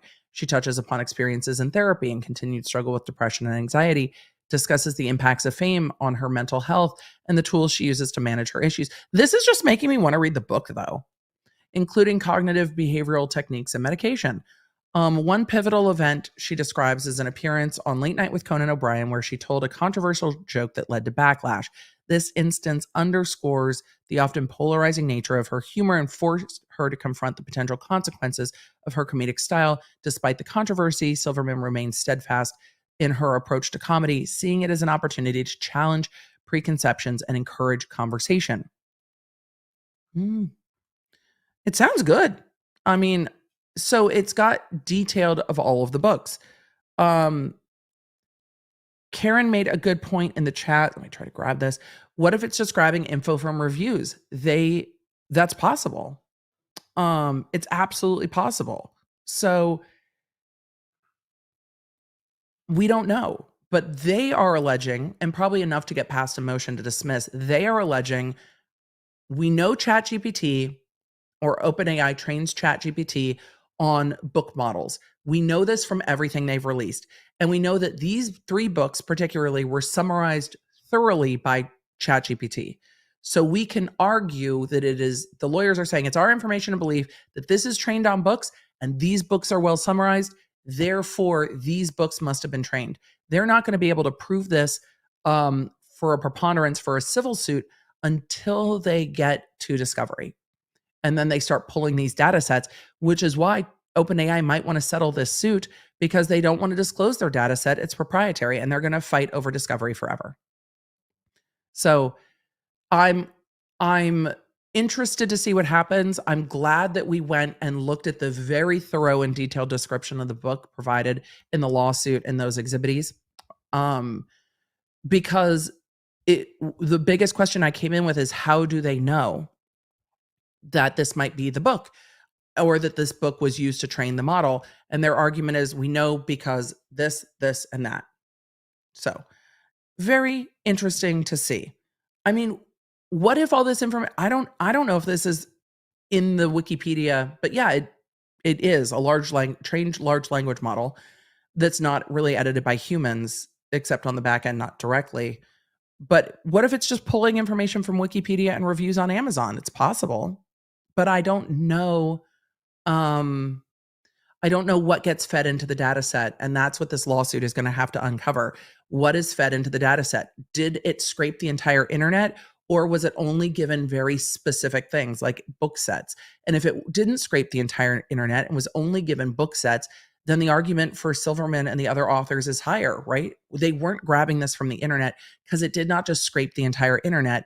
And their data sets might not be just a scrape of the entire internet like, I don't know, Ultron in Age of Ultron. Because then if you scrape the entire internet, your chat model can get all kinds of input that they might not want it to be inputted on. So if they're building specific training models and not just having it read everything on the internet, the argument I think becomes a little stronger. Hey, this is coming from the books, not coming from like the Amazon descriptions or reviews of the books. I'm curious to see what happens. Very, very curious to see what happens. Oh my God, Nicole has unlocked a core memory for me. I loved the Mary Higgins Clark's books. The first was about a girl who developed multiple personalities because she was a sad kid, and one of the personalities was a murderer. I mean, I love the Mary Higgins Clark's books. I thought they were great. Are they afraid of creating Ultron? I think so. I think so, for sure. Yeah, I think so for sure. So we'll see. It's probably gone through a ton of data conversions and cleaning routines. I'm sure it has. So we'll learn. We'll learn together. I'm interested in the discovery. I'm interested in what happens. I'm also interested in how courts navigate this, because some of these copyright laws, I mean, they're based on very old thoughts about what is ownership, what is art, what is property, what is protected, what is not protected, and trying to find where those boundaries are in a modern way is going to be a challenge for lawyers, for the law, and for judges. And I'm very interested to see where this goes. So we're going to keep following it along. Let's look at Twitter trying to shut down threads real quick and then go to questions. And then I'm going to go, well, read a book. No, I'm not. I want to, kind of, but I also really, really want to go play some more Tears of the Kingdom before my kids get home from camp. I want to go play on my big TV.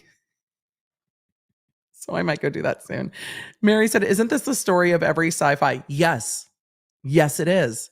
And it doesn't go well for us ever. Ever. Right? Google's flowers in the attic. Well, I did describe it pretty thoroughly. Just wait. I don't know where you are in the live stream, but just wait. All right.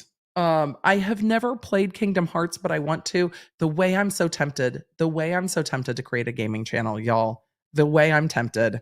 I would have to figure out how to make the tech work because I stream like this, but I am so tempted. All right. Let's go to the proverbial dick measuring contest that is Twitter versus Threads, shall we? Musk's attorney says Meta hired dozens of ex-Twitter employees. Well, if you fired them, isn't it an open market, Elon? I'm just asking questions based on headlines. A top lawyer for Twitter owner Elon Musk says the platform has serious concerns that Facebook parent Meta hired dozens of former Twitter employees in order to build its new copycat Threads app. There might be some questions about whether or not that's proprietary information that the employees used after they left, but it just depends on what the non-compete clauses are, and non-compete clauses aren't favored in California, really, at all.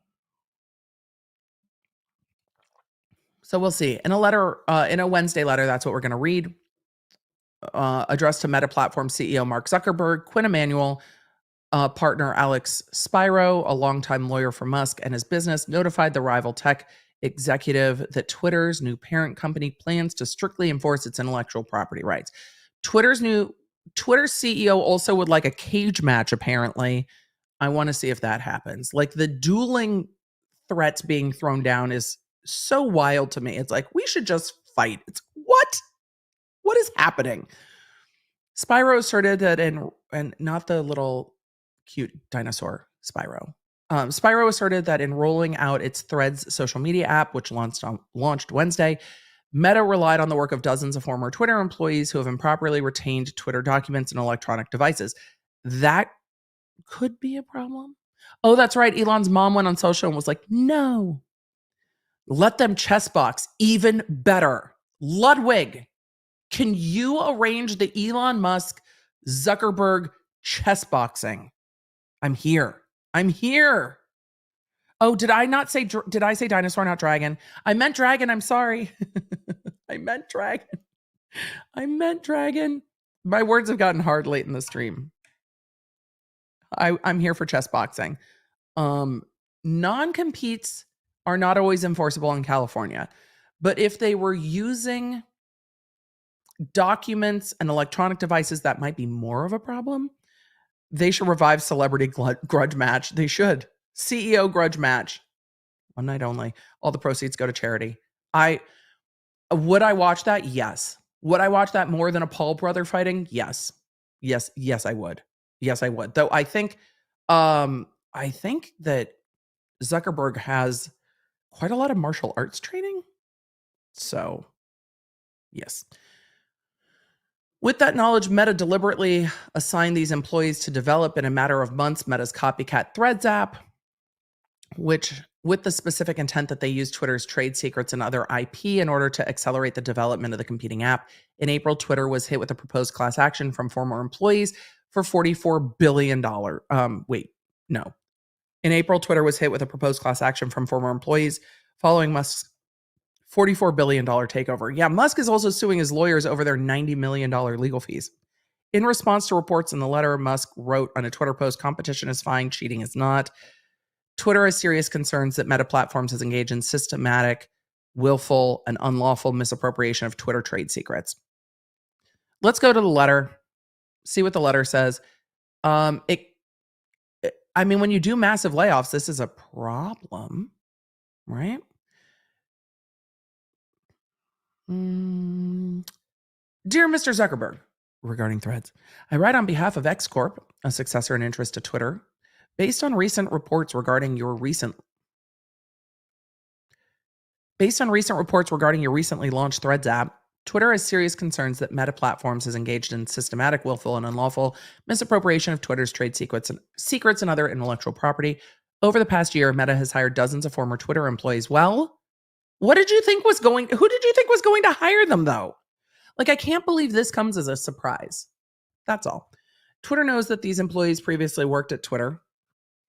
These employees had and continue to have access to Twitter's trade secrets and other highly confidential information, that these employees owe ongoing obligations to Twitter, and that many of these employees have improperly retained Twitter documents and electronic devices. How do you know that?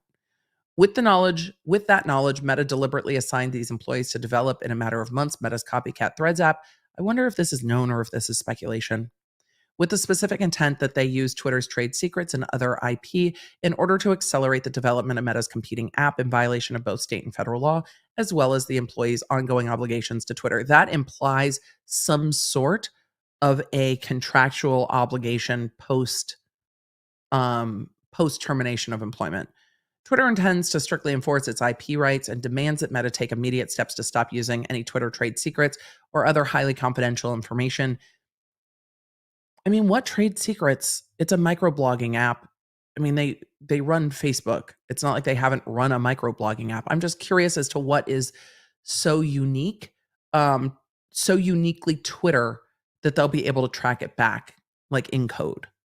Twitter reserves all rights, including but not limited to the right to seek both civil remedies and injunctive relief. If this doesn't say govern yourself accordingly somewhere, I'm going to be disappointed. Or injunctive relief without further notice to prevent any further retention, disclosure, or use of intellectual property by Meta. Further, Meta is expressly prohibited from engaging in any crawling or scraping of Twitter's followers or following data. And as set forth, I wonder if this is why the read limits were put into place, because the read limits were put into place, the amount of threads you could read a day, supposedly to shut down scraping. I wonder if that was done knowing that this was coming. MB makes an excellent point. Elon's published the Twitter code, though. Right. So what is so uniquely Twitter? What is so specifically Twitter that it's protected IP? I'm old enough to remember how Twitter came to be from Facebook. I mean, I didn't pay much attention, so I don't remember. But I was around. So let's see. Further, Meta is expressly prohibited from engaging in any crawling or scraping of Twitter's followers or following data as set forth in Twitter's terms of service. Crawling any Twitter services, including but not limited to any Twitter websites, SMS, APIs, email notifications, applications, buttons, widgets, ads, or commerce services is permissible only if done in accordance with the provision of the robots.txt file available at link. That file specifically disallows crawling of Twitter's followers or following data. Scraping any Twitter services is expressly prohibited. Well, I know lots of services that scrape Twitter's services. Have you shut them all down too? Hopefully so. Just shut it all down. Shut all the scraping down then. Scraping any Twitter services is expressly prohibited for any reason without Twitter's prior consent. Twitter reserves all rights, including but not limited to the right to seek civil remedies. Please consider this letter a formal notice that Meta must preserve any documents. Litigation is pending. Please consider this letter a formal notice that Meta must preserve any documents that could be relevant to a dispute between Twitter, Meta, and former Twitter employees who now work for Meta. This includes, but not limited to, documents related to the recruitment, hiring, and onboarding of those former Twitter employees. I imagine it went something like this. Hey, Mark, we all got laid off from Twitter because, like, new boss and shit. Anything available? I mean, these are small communities, right? Especially when you're talking about highly skilled and highly valuable tech employees. This is a small community. So I'm sure they had friends that worked at Meta that were like, hey, who's available? So there's the preservation notice. So, hey, litigation incoming. Here's your preservation notice. So will we see billionaire companies battling it out in some way or another? Probably. I really don't. I am not a software engineer by any means. That's not a secret. I can't imagine what is so uniquely Twitter from these employees, really just beyond the bounds of my knowledge, that would be able to pin it back to say, yes, these employees took intellectual property from Twitter over to Meta in a way that a lawsuit would be fruitful. I don't know if there's anything that unique there to sue over. Again, I'm going to liken this to music, but we keep seeing this in the music copyright lawsuits where it's like, okay, but those chords aren't that unique. They're not unique enough to be protected. So is this unique enough to be protected? Or is this something that would have come out? Is Threads something that would have come out anyway? And all I see on Threads is people adding pictures to it. So it's basically become a less good Instagram feed for me. And I'm like, I can't even. I mean, all of this takes a tremendous amount of personal data. Will Threads be a better version or a kinder version or a less trolly version of Twitter? Time will tell. And we will see. But right now it feels like a hose of stuff. It's like this. It's kind of disjointed for me at the moment. But we're going to keep seeing these kinds of iterative things happen. I mean, that's what happens with Facebook. It iterates other things. But I don't know how unique code can be when we're dealing with a microblogging thread, because I imagine some of this code is probably old Facebook code that became old Twitter code that is now Threads code. I don't know how unique. So we'll see what's happening. I'm going to keep an eye on it because I'm curious. I don't know if it does anybody any good if all these billionaires start suing each other, but I'm curious. I'm just curious as to what happens. But it feels like the two of them might have some kind of social media temper tantrum together, and I would watch that happen. I would watch a billionaire social media temper tantrum go down. I would watch that. I would watch that. So MySpace is going to see them all. The way I was so excited to see MySpace Tom on Threads That actually delighted me. It was a bit delightful. It was delightful. And yeah, MySpace should go back and sue all the rest of them. All right. With that, let's get to questions, right? Oh, sorry, Nightbot. This is what I was trying to pull. If you are in spinny zones, stay safe. All right. I mean, I'm here for it, but there's a threshold legal issue over ubiquitous material. Right. I don't know what is it? Like, what is it? What is it? What is the intellectual property that's so unique? Because just hiring employees from Twitter isn't going to be it. All right. Let's go to questions, shall we? I've got questions. You've got questions. We've got questions. It's time to fact around and find out, shall we?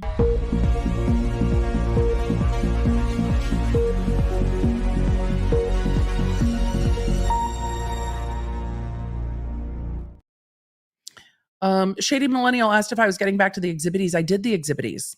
I did them. I think I swooped them, but I did the exhibities. Non-compete, he might have to sue the employees over the non-competes, though. And I don't know if that's a good look PR-wise, because I don't know if Meta violated the non-compete.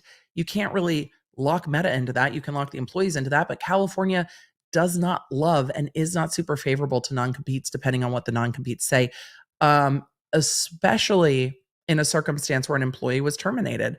So even if there are non-competes, I don't think we're going to see a lawsuit over non-competes. If intellectual property was taken, specific things were taken digitally, emailed, whatever, that might be an issue. That then Meta was using it or exploiting it, but we'll see. Do people become more valuable as we start relying more on AI? Mary P, that's like a existential question. I think the skills that we need to develop better is being able to parse out what's real and what's not, what's true and what's not, to be able to ask questions. This is something that's frustrating me on social media, particularly lately, that questions seem to be getting shut down more and more, because there's like co-signing something and then there's asking questions about something. And I think those can be, not always, but I think those can be two different things. I think we need to be able to question things. If everyone's saying XYZ is true, but there's nothing to back it up, is it true? Can we ask where it came from? And just being able to ask, to be able to see both sides of a thing, to be able to discuss both sides of a thing, is more and more and more important as we delve into a world of AI, deep fakes, and so much of our news. Like, as I go to look at news stories, which I do quite a lot here, as I go to look for the source, it's so often that every news story I find cites back to just one thing. And I'm like, didn't we used to have multiple sources and other outlets checking? But it feels now that, like, this outlet is just reporting, well, that outlet said, and that outlet's reporting, well, this outlet said, and this outlet's reporting, well, that outlet said. And it's like, what? Where's the source material? And I think we need to question things more in the rise of AI. And I think that, yes, people do become more valuable. Critical thinking becomes more valuable, and asking questions in a compassionate way becomes more valuable. Because at the end of the day, especially for what we talk about, even if all this AI stuff goes to trial someday, the people deciding what the rules are people. The judges deciding how these things are governed are people. I worry about our government making the rules, because our government has a mean age that tends to not be super technologically savvy, and we've seen that play out time and time and time and time again. And it's hard for me when people are trying to make rules about something they don't understand, because that tends to go badly. Example, I worked at the Long Beach courthouse for quite a bit of my career. Loved working in Long Beach. Love Long Beach, California. The new courthouse was made by architects and people that worked for the city and the state, but they didn't really consult with the people who work in the courthouse. They didn't ask the sheriff's department how to effectively bring people in from the county jails into the courthouse and bring them into the courtrooms. They didn't ask about lockup. They didn't ask lawyers how the flow of having jurors in the courtrooms worked. They didn't ask the judges about the things they needed technologically. They brought in architects to make a beautiful courthouse. But they didn't consult with all the people that have to work at the courthouse. So when we get into the new courthouse, we're like, why the fuck would they have done this? Couldn't you have asked? Well, because they're architects. And there was a vibe they were going for. But they didn't ask the people that worked there. And this is very much how I feel about our government most of the time. It's like, can you ask those of us that are dealing with this in everyday life? Because you're trying to control things you don't understand. And you're trying to control things that aren't part of your life. And so if you're going to make the rules that we are all going to have to abide by, can you at least have a conversation with the people who are impacted by it? That's all that I'm saying. Talk to the people who are impacted by the things so that you have a greater understanding. I don't expect our politicians to know everything. I expect them to bring in the people who know the things more, much more. Stephanie's like, why are there only 5 women's restrooms in every arena or football stadium? Right. Why? This happened in the biggest, newest hospital in Sweden. They didn't ask medical personnel, and the whole new $1 billion hospital didn't work. Exactly. That's how I feel what they do with classrooms. Right. If you ask the people that work there, hey, what does your day look like? What would make your day easier, harder? How could this flow better? You're going to get a better result. I recently saw this with the local Starbucks that I love. The Starbucks is heavily a drive-through Starbucks, and they remodeled the entire Starbucks. And I normally go through the drive-through, but I had gone in. I was looking for cups. Generally the reason I go in, but I went in because I was looking for cups. And I was so incredibly awed by the way they have the entire layout of the new Starbucks laid out to make sense for the amount of drive-through orders that they're processing. Everything was kind of where you needed it to be along the line of making the coffee. So it was like here, here, here, here, here. I'm like, obviously they took into account how the workflow works. If you don't take into account how the workflow works, I don't know how you can understand to do anything well. It's just wild. Ask the people that work there. So, anyway, a human name said, "Oh my God, my Starbucks, you can fit one person on your side and you can't walk by one another."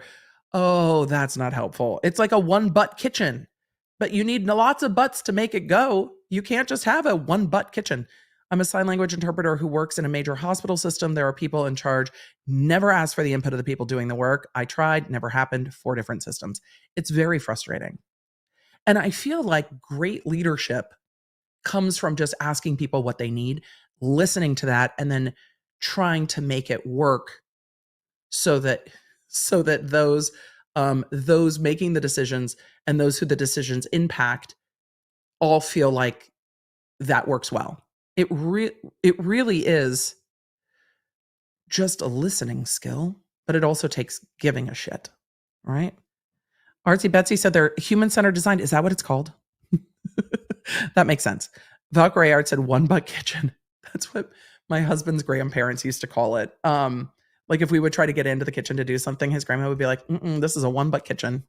Like, take all the other butts out of the kitchen. This is a one butt kitchen. And it truly was a one butt kitchen. You could not get past each other. It was kind of a narrow galley styled kitchen. And my mom was a flight attendant for a long time. So the flight attendant galleys are definitely a one butt kitchen. So even at home, my mom would be like, just please, please, please, please, please, please, please, please, please don't be in my kitchen. I need less people around me. Worked at Starbucks 20 years ago. It's a well-oiled machine and a fun job. All the memories. I know when Travis is like, Mom, I want to get a job. I'm like, how about Starbucks? Though they are bringing the job that a lot of my friends worked at when I was growing up here to Tennessee, because we are getting In-N-Out. So I was like, In-N-Out would work. Food service is always good. Food service is always good to learn. Always good to learn how to deal with people. I was also like, where else would I like it to work? Like Costco is a great place to work. I'm like, I've got ideas, kid. I've got ideas. Me, Mom, how can I help? Mom, by getting out of the kitchen. I say that sometimes. Does your mom still eat standing up? A lot of the time. A lot of the time she does. A lot of the time. Let's see. I used to say that about my dad's old place in Tampa, one butt kitchen, too funny. I love it so much. My daughter works at Starbucks. Oh my God, I love her perks. Right? Can you see? Can you see the brilliance? I'm like, this is a great place to learn to be a people person. My daughter's first job was at Chick-fil-A. She is unstoppable. You learn how to deal with people, right? You learn how to communicate. It's great. I worked most of my summer jobs were lifeguarding and stuff. I did not do a good job at food service. Sometimes executive functioning is needed. Haven't gotten to catch a live in a long time. Love you, Emily. Good to see you, Absinthe Angel. I loved yesterday's stream. I did cry because I feel so sad about Colleen. I liked her content so much. It made me smile when I was going through it. Nishay, I feel for you. I absolutely feel for you. It feels like a betrayal of trust to not just the victims, but to the audience. And when we talk about like ethical creating and not trauma dumping on audiences and really respecting your community as people, this breaks that trust and respect that all of the fans were entitled to. And it's really, really sad. It feels the same as when awful shit comes out about a favorite celebrity. You're like, fuck, man. It feels like a betrayal of trust beyond what it is for the victims, beyond what it is for those immediately involved. It really is a sad, sad thing. Sunflower said, hearsay is my favorite. The light up tube is not for the middle of a movie. It's a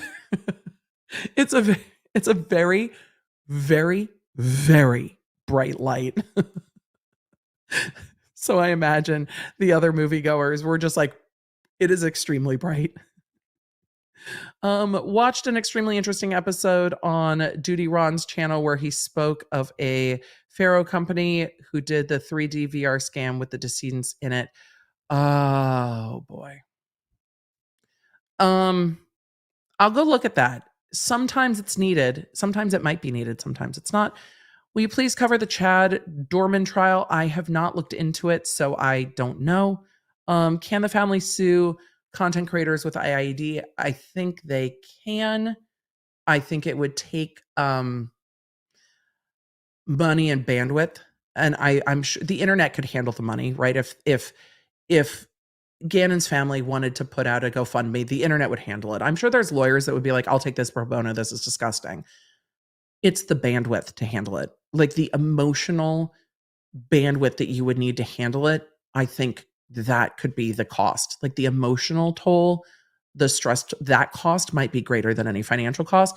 And at the end of the day, for what result? Because if I'm the attorney sitting down, what I have to say is, yes, you can sue. Yes, you are right. Yes, this.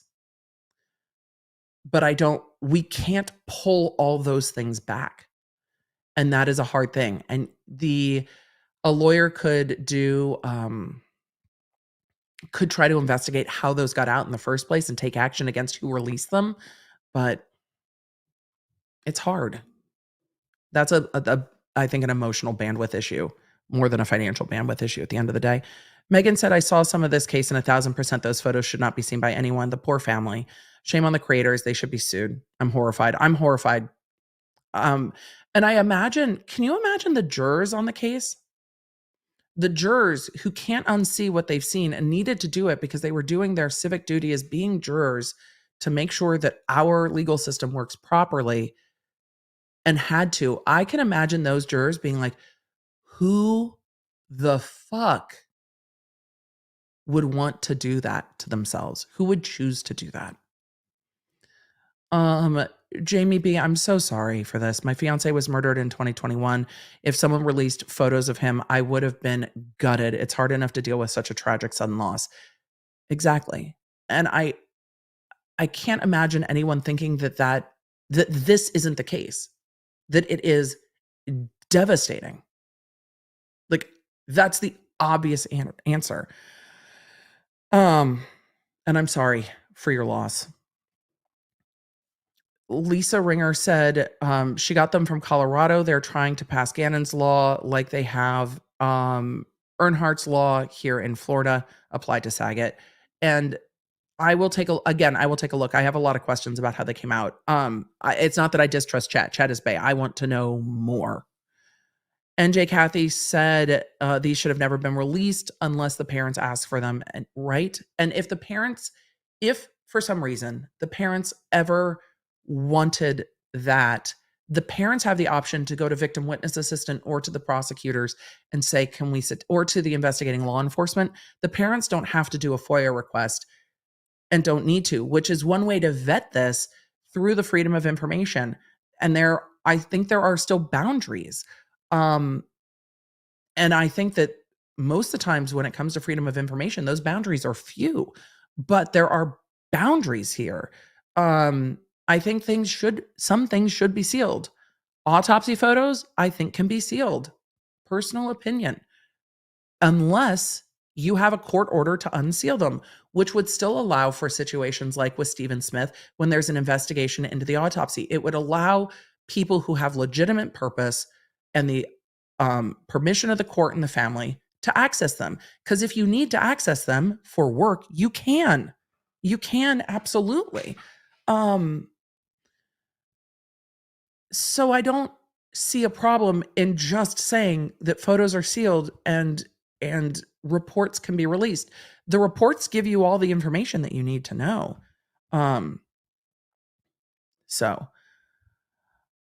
Angel said, IMO, nobody should be able to profit from a death of a child. They should lose their platforms. We will see. I think posting that probably violates the platforms, and it sounds like Patreon shut it down. Elise said, according to her YouTube bio, Zavgirl has a BA in psychology and wants to be a voice for victims.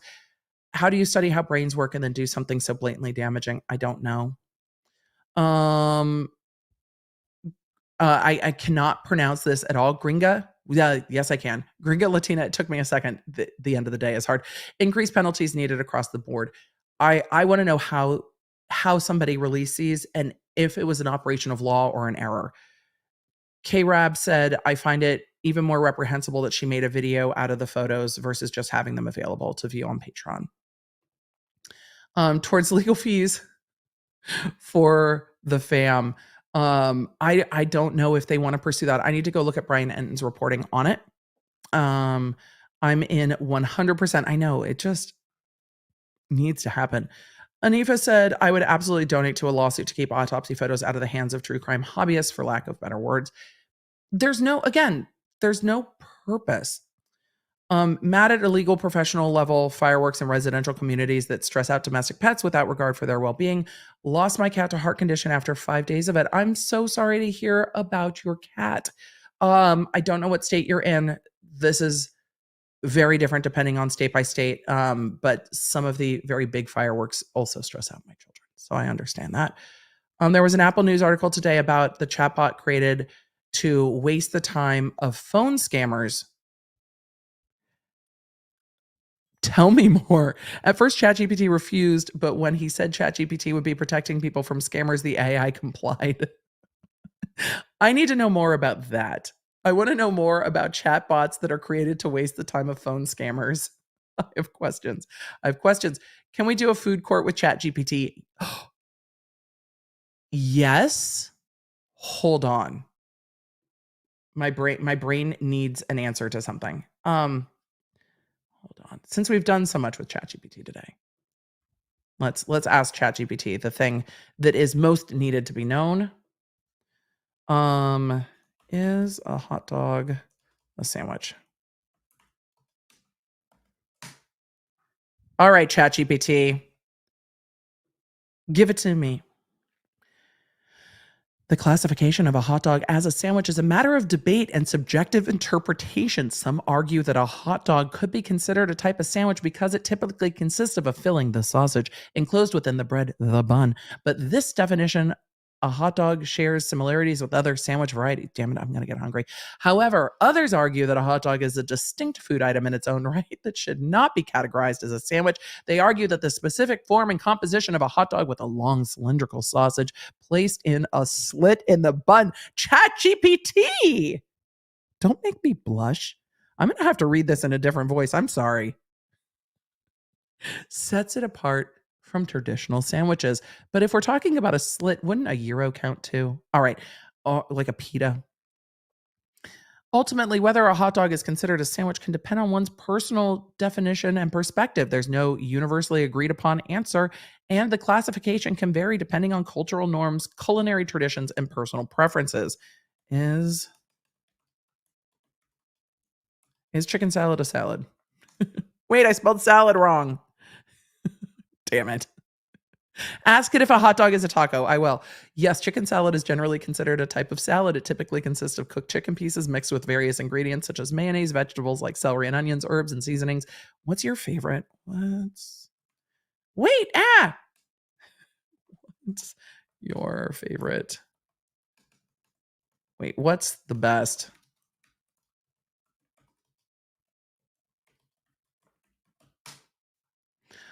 Let's see. I was not done. Herbs and seasoning. The mixture is often served chilled and can be enjoyed on its own or with a filling in sandwiches, wraps, or a top bed of greens. While the term salad often refers to a dish primarily composed of vegetables or greens, chicken salad is an example of a salad variation where the main ingredient is chicken. Oh, it gave me a recipe. The best chicken salad recipe can vary based on personal preferences, as taste preferences can differ from person to person. However, here's a classic chicken salad recipe that you might enjoy. Whose recipe is this though? Right? 2 cups cooked chicken breast. Oh, okay. Okay. Can I get for this?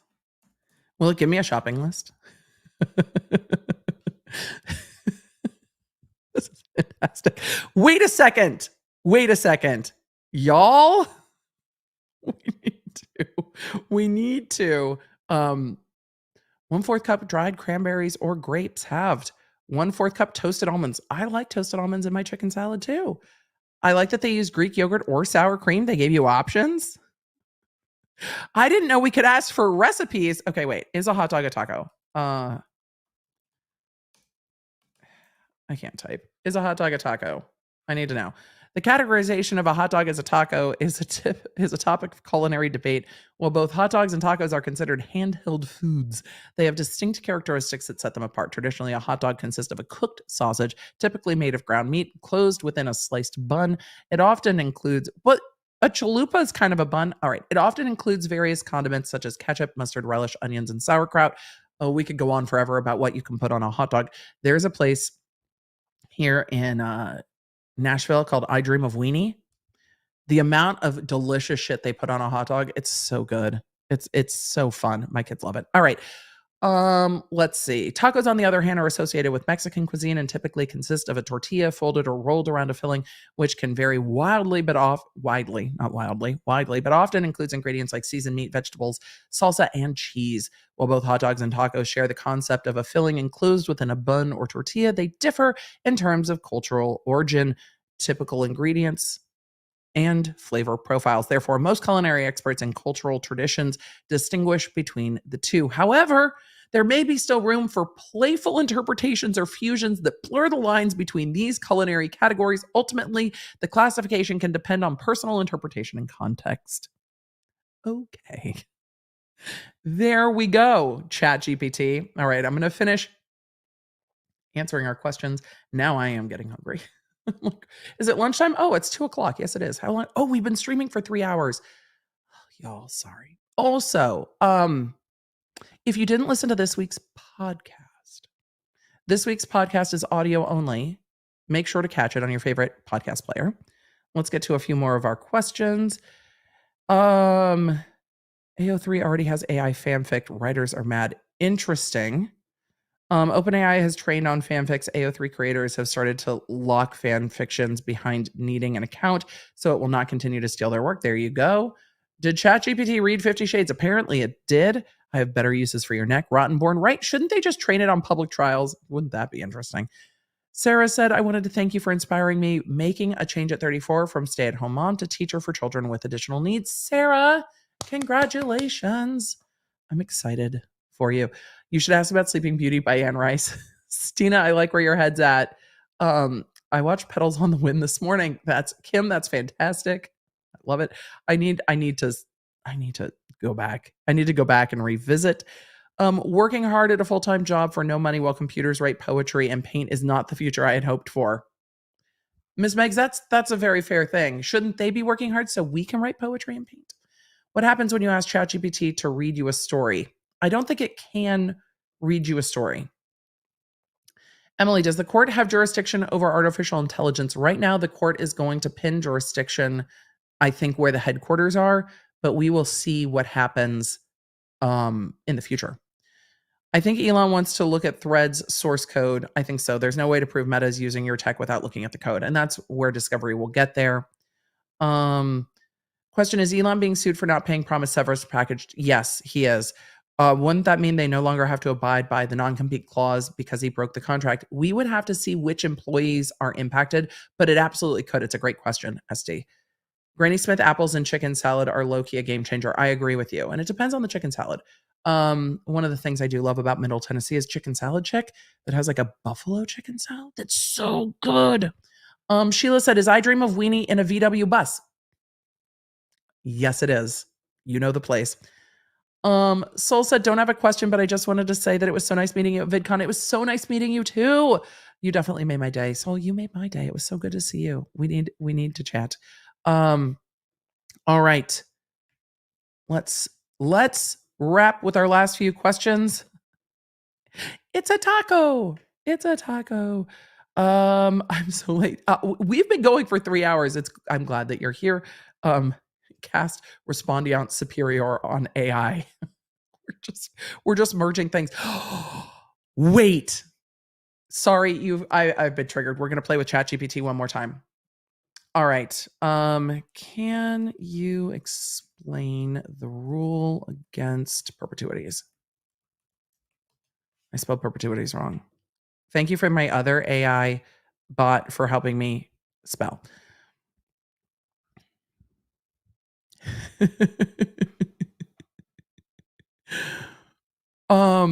The rule against perpetuities is a legal rule that applies to certain types of future interest in property, specifically those that are contingent upon an event that may occur too remotely in the future. It's actually a really good definition. It is a rule designed to prevent property interest from being tied up indefinitely, ensuring that property can be freely transferred and utilized. It's a pretty decent summary of the rule against perpetuities. The rule is complex and can vary depending on jurisdiction, but in general terms, it states that a future interest must vest, if at all. Couldn't Rob recite this off the top of his brain?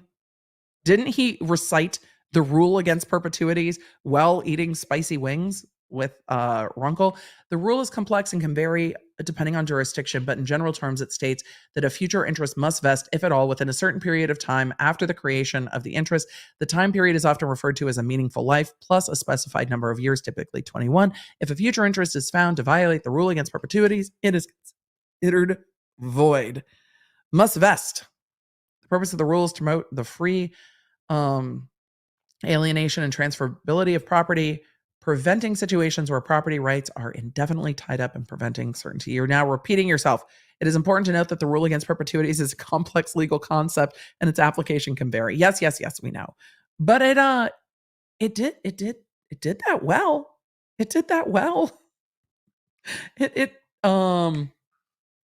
did a pretty good job of reciting the rule against perpetuities. I am not one of those lawyers that is going to ever recite the rule against perpetuities from memory. I will recite all of the words to whoop, there it is. Everything that happened in almost every single franchise of The Real Housewives and give you a very detailed summary of the Scandival. But will my brain remember exactly the rule against perpetuities? Not a chance. But also, that's why I do legal research, generally not on, and the burger song. Yep, absolutely. And the burger song, the Big Mac rap, Baby Got Back by Sir Mix-a-Lot, and other things. I can recite all. But can I recite to you the case name out of a very, very, very few seminal cases from law school? Sure can't. Sure can't do it. Not that type of lawyer. Song lyrics, yes. Rule against perpetuities, no. Can you write a song about the rule against perpetuities?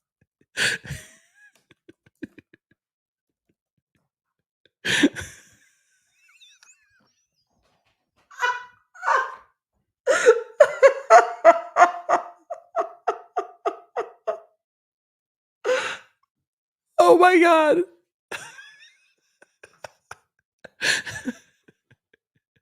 It wrote.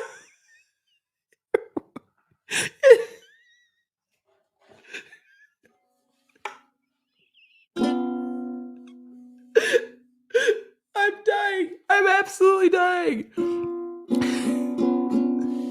Some days you don't know what's going to happen when you come to a live stream.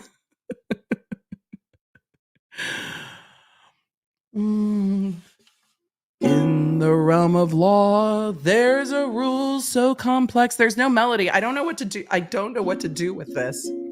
In the realm of law, there's a rule. I'm going to read it as a poem at the moment. I will put a melody to it at some point. In the realm of law, there's a rule so complex, a concept that property rights seek to protect. It's called the rule against perpetuities, a legal puzzle that can bring unease. It's rhyming. Oh, the rule against perpetuities. Does this have a melody? Oh, the rule against perpetuities, guiding property rights for all to see. It aims to prevent eternal ties, ensuring transferability as time flies. I like it a lot so far. The rule limits future interests, you see, to avoid property being locked eternally. It sets a time frame, a measuring life within which interests must come alive. This is fire. Oh, the rule against perpetuities, guiding property rights for all to see. It aims to prevent eternal ties, ensuring transferability as time flies. If you're a current law student, can you please start writing songs literally about everything? From generation to generation it goes, balancing rights so property freely flows through complex and often hard. I said that wrong. Though complex and often hard to grasp, its purpose is to prevent a legal mishap.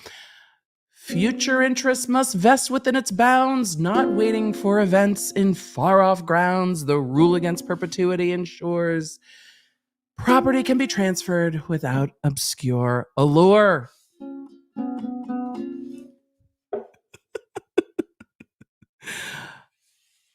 Oh, the rule against perpetuities, guiding property rights for all to see.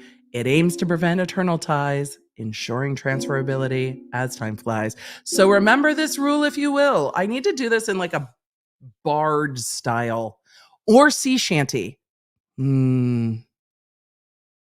That would be funny. So remembering this rule, if you will, I'm going to put this to a sea shanty melody. Oh my God. The chat is like, send it to James Egan. James, we need a song about the rule against perpetuities. So remember this rule, if you will. When dealing with property, it holds the thrill. The rule against perpetuities, guiding with care, preserving property rights, fair and square. Oh, I think it needs a sea shanty melody. I'm not done with this.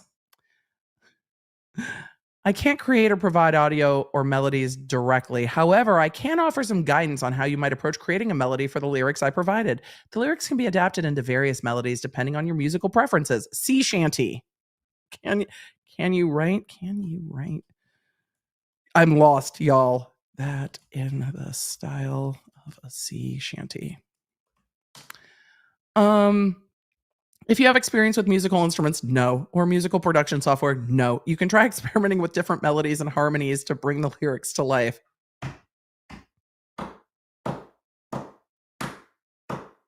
There once was a ship that set to sea. Okay, that's the vibe we're going for. Can we write it? Can you write it to the style of the Wellerman? Let's see. Maybe?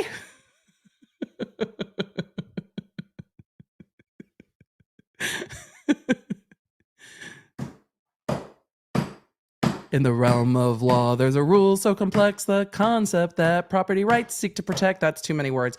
It's called the rule against perpetuities, a legal code that brings sailors unease.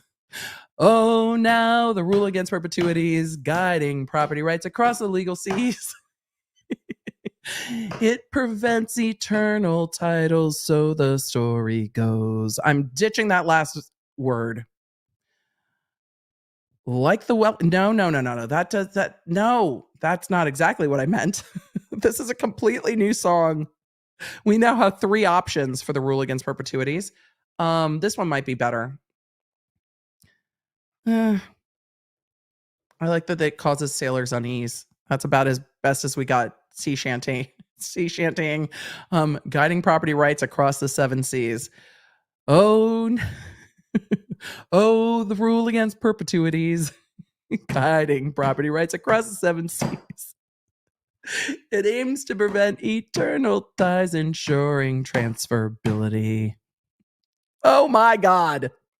Well, thank you, ChatGPT. Can we write it as a parody of "Come Sail Away"? Come sail away, come sail away. We need to rap it. Oh, not today. No, we're definitely not rapping it today. It is not. We need one about maritime law. Oh God. Maybe in the style of Eminem. Can you do it in the style of Godzilla?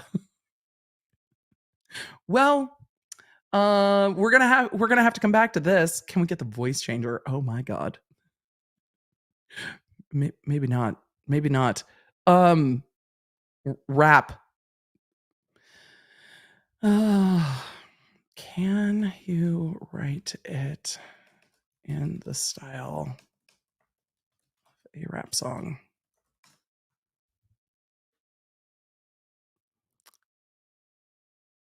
Oh my. It definitely tried.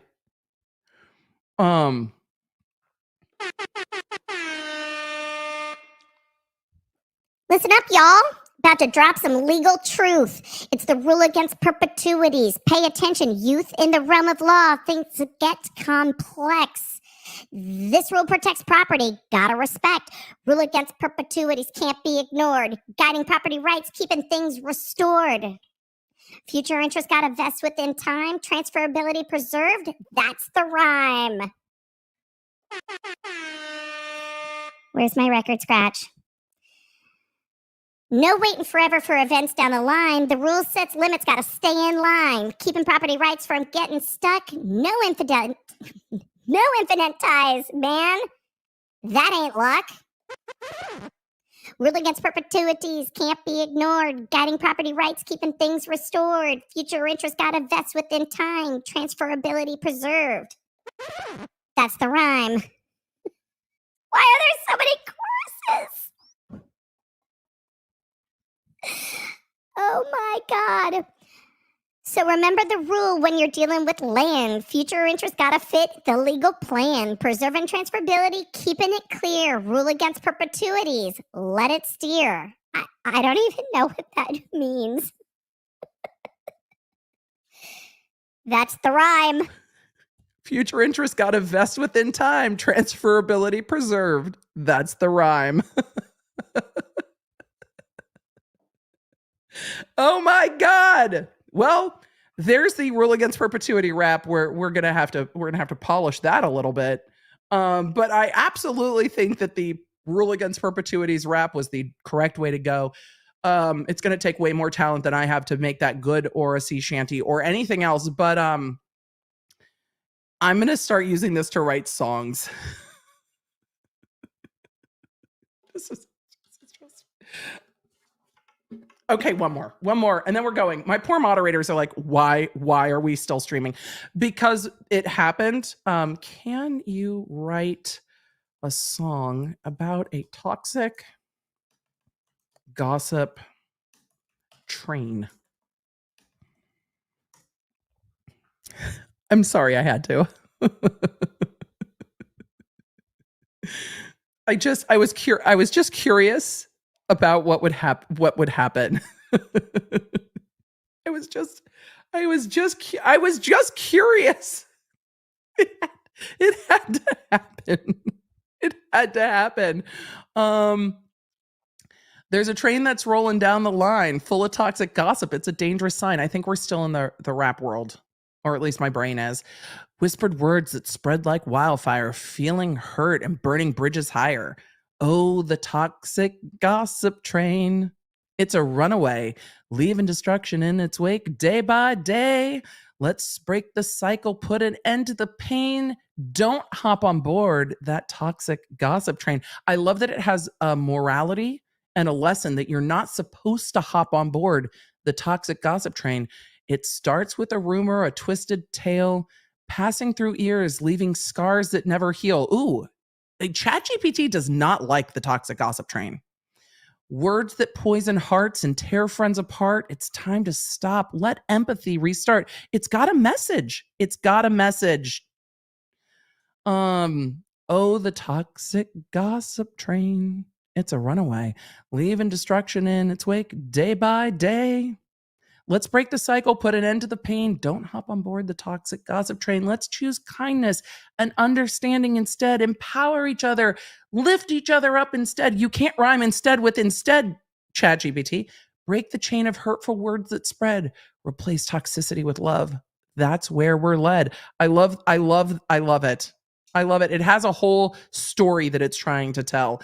Together we can change the narrative, stand up against the poison that seeks to live, spread compassion, build bridges strong. Silence the toxic train where it doesn't belong. That sentence doesn't make any sense. I love that it has an outro. So let's be mindful of the words we say. Promote love and kindness every single day. Together we can stop the toxic chatter, building a world where compassion matters. I'm here for the outro. I'm here for it. Building a world where compassion matters. Get it, ChatGPT. I love that ChatGPT has a very strong opinion on this one. It might need a Johnny Cash kind of a vibe. It might. Okay, well, for everyone in the chat who needs to write a song for your next presentation at work, I don't know if it's stealing the intellectual property of artists to write these songs. I worry that it is. But